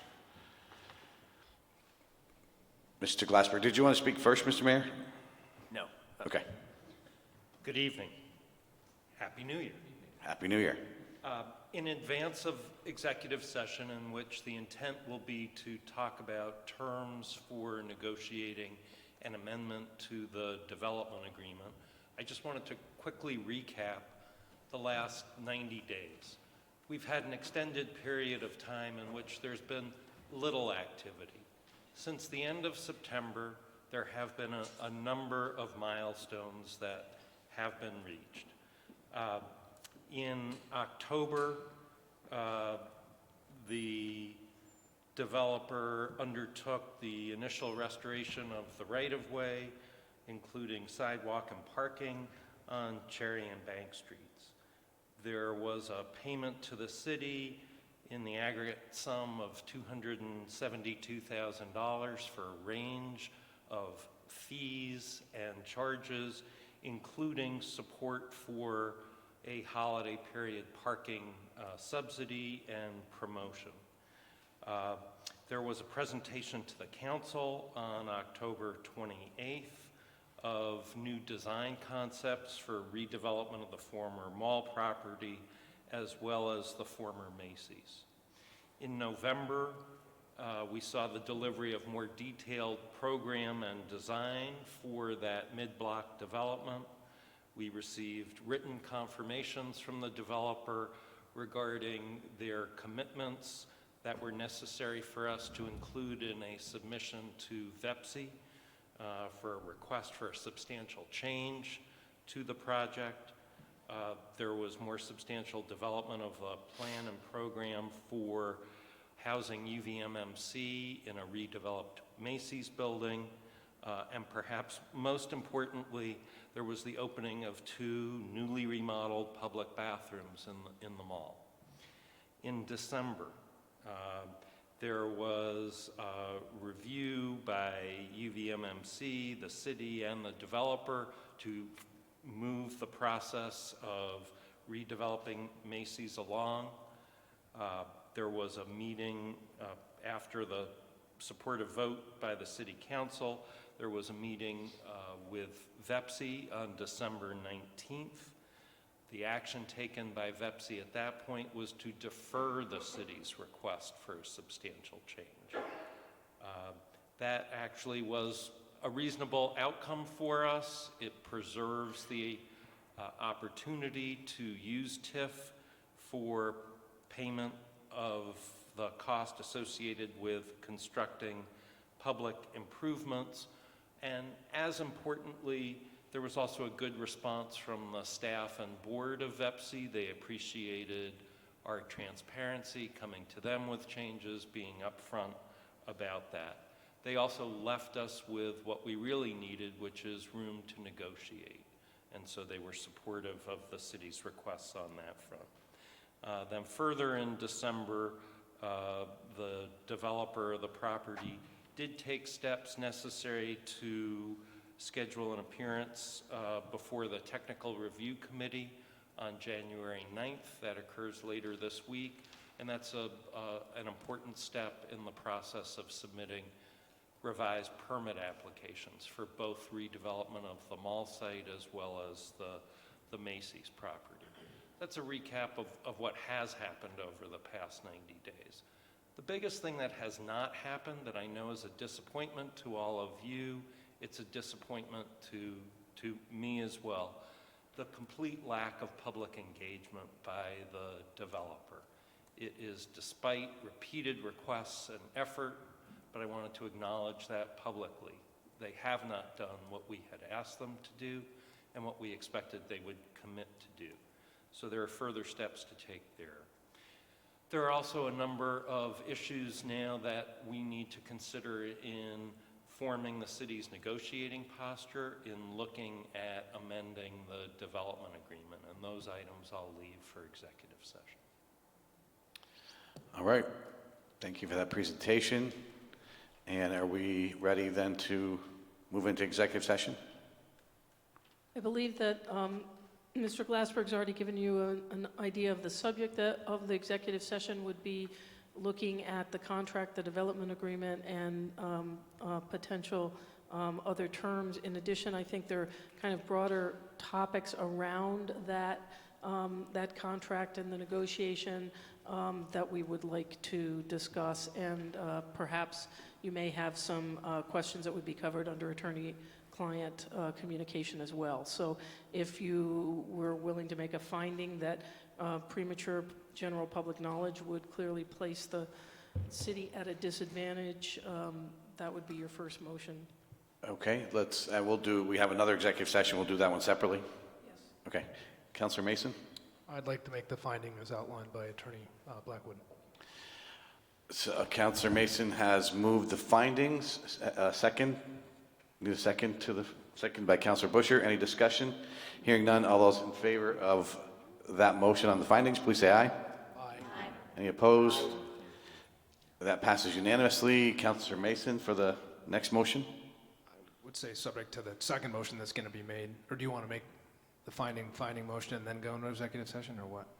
I think you can do the motion to go into executive session on that matter, and then we'll just delay starting that until Okay. we've done the other motion. So based on the finding, I would make a motion to go into executive session, noting the presence of consultant Glassberg, city attorney, CAO, or acting CAO Locke, Chapin Spencer, Jordan Riddell, and Olivia Lavecchia, for the record. All right, the motion has been made, seconded by Councilor Busher. Any discussion?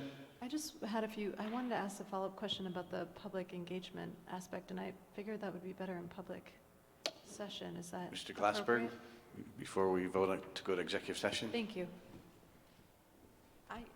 I'm glad that you, were speaking on that, and I just was hoping you could elaborate a little bit more sort of on that dynamic and where you think that might go from here. And I'm really glad that you're relaying that to us, and it is really concerning to me to hear that, so I'm just looking for... When the representatives of the developer were before the city council on October 28th, there was an affirmation of a willingness to engage in dialogue with the public outside of the regulatory process. The council had passed a resolution that sought a specific rhythm and nature of that engagement, and CDNR, as the appropriate committee, in turn invited the developer to meet with the committee to lay out a public engagement plan. It was a very frustrating and disappointing meeting. Representatives of the developer came to the committee to basically say, we don't have a plan, and did not offer one. Asked for suggestions, indicated that they would be back to us with a plan, and despite weekly requests for an update on that, we've seen no progress in terms of engagement. As part of the regulatory process, as a major project, there will be a requirement to appear before the Ward 2-3 MPA. That's as a matter of course. What we had hoped was that there would be a much more robust engagement with the public in advance of the regulatory process.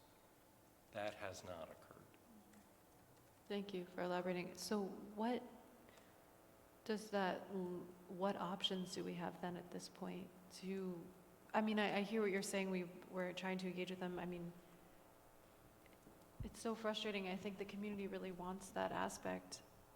What's sort of left in our tool belt to we have regulatory requirements which will be enforced in terms of the nature of the engagement. What's lost here is an opportunity for something to occur outside the regulatory process, to have a broader conversation that is not just within the strictures of what zoning may require. I think that's a loss for the developer as well, and that's the way I've continued. But there isn't anything to create that process outside, like you don't, like not to, Not that I'm aware of, unless there's some other regulatory means. okay, thank you very much. How concerned should we be that they are coming before us, telling us that they're going to do this and then not doing it, especially after what we've been through with them? It's reason for concern. How concerned? I can't give you the concernometer, but certainly based on the experience the city has had of having commitments made and then seeking follow-through, it's not good. I'm going to just say, I do not get what they are doing. Really, they are baffling me. Councillor Hinson. So this meeting that you mentioned on the 9th, this design meeting, is that a publicly accessible meeting? It is, and it's called the Technical Review Committee, and it's an early step in the regulatory process. So it's a step that's taken before submission of applications, and it's interdepartmental review of a technical nature. Do you feel this is something that would be... Before you go too far, could I correct something? Because that meeting is not open to the public. It wouldn't be a public meeting of any kind when someone is meeting individually with staff to prepare an application or to review. They're getting comments, but it's not something that like the public can come and attend. So I didn't want to have that. Thank you for that, City Attorney Blackwood. Okay, that's very helpful to understand. Thanks. Okay. In terms of what are we doing about it, that's why we have requested Go into executive session, right. So we have a motion on the table to go into executive session. We should be ready for that vote. Everyone, all in favor of moving into executive session on this issue, please say aye. Aye. Any opposed? That passes unanimously, and we have another, City Attorney Blackwood, what's the next one? So the next one is, you've heard a little bit from Councilor Tracy about what the passenger rail has put forward to the TUC, and what we would like to do is that there are some negotiations about either a potential contract and or probable litigation that we would like to talk to you about, as well as to go over some attorney-client communications. So if there were a finding that premature disclosure of that would put the city at a disadvantage, that would be your first motion. Councillor Shannon? And I will make that motion. Councillor Shannon makes the motion on the findings, seconded by Councillor Mason, you are accusing yourself. Your second, yeah, get your second. Second by Councillor Busher. Councillor Mason? Thank you, President Wright. I just want to note for the record that I am not participating in that executive session or in this matter because of a professional conflict of interest. Thank you. Any discussion on the motion? Hearing none. All those in favor of the findings, please say aye. Aye. Any opposed? That passes unanimously. And now, Councillor Shannon, another motion from you. I move that based on the findings, we go into executive session. Councillor Shannon has moved the executive session language, and with the people who's staying? The same group that would be staying for the prior. Thank you. And obviously, there is no action coming out of these executive sessions, correct? Obviously, there's no action coming out of these. Okay. All those in favor? We need a second. I'm going to second that. I thought, no, okay. We have a second from Councillor Busher. All those in favor of the motion, please say aye. Aye. Any opposed?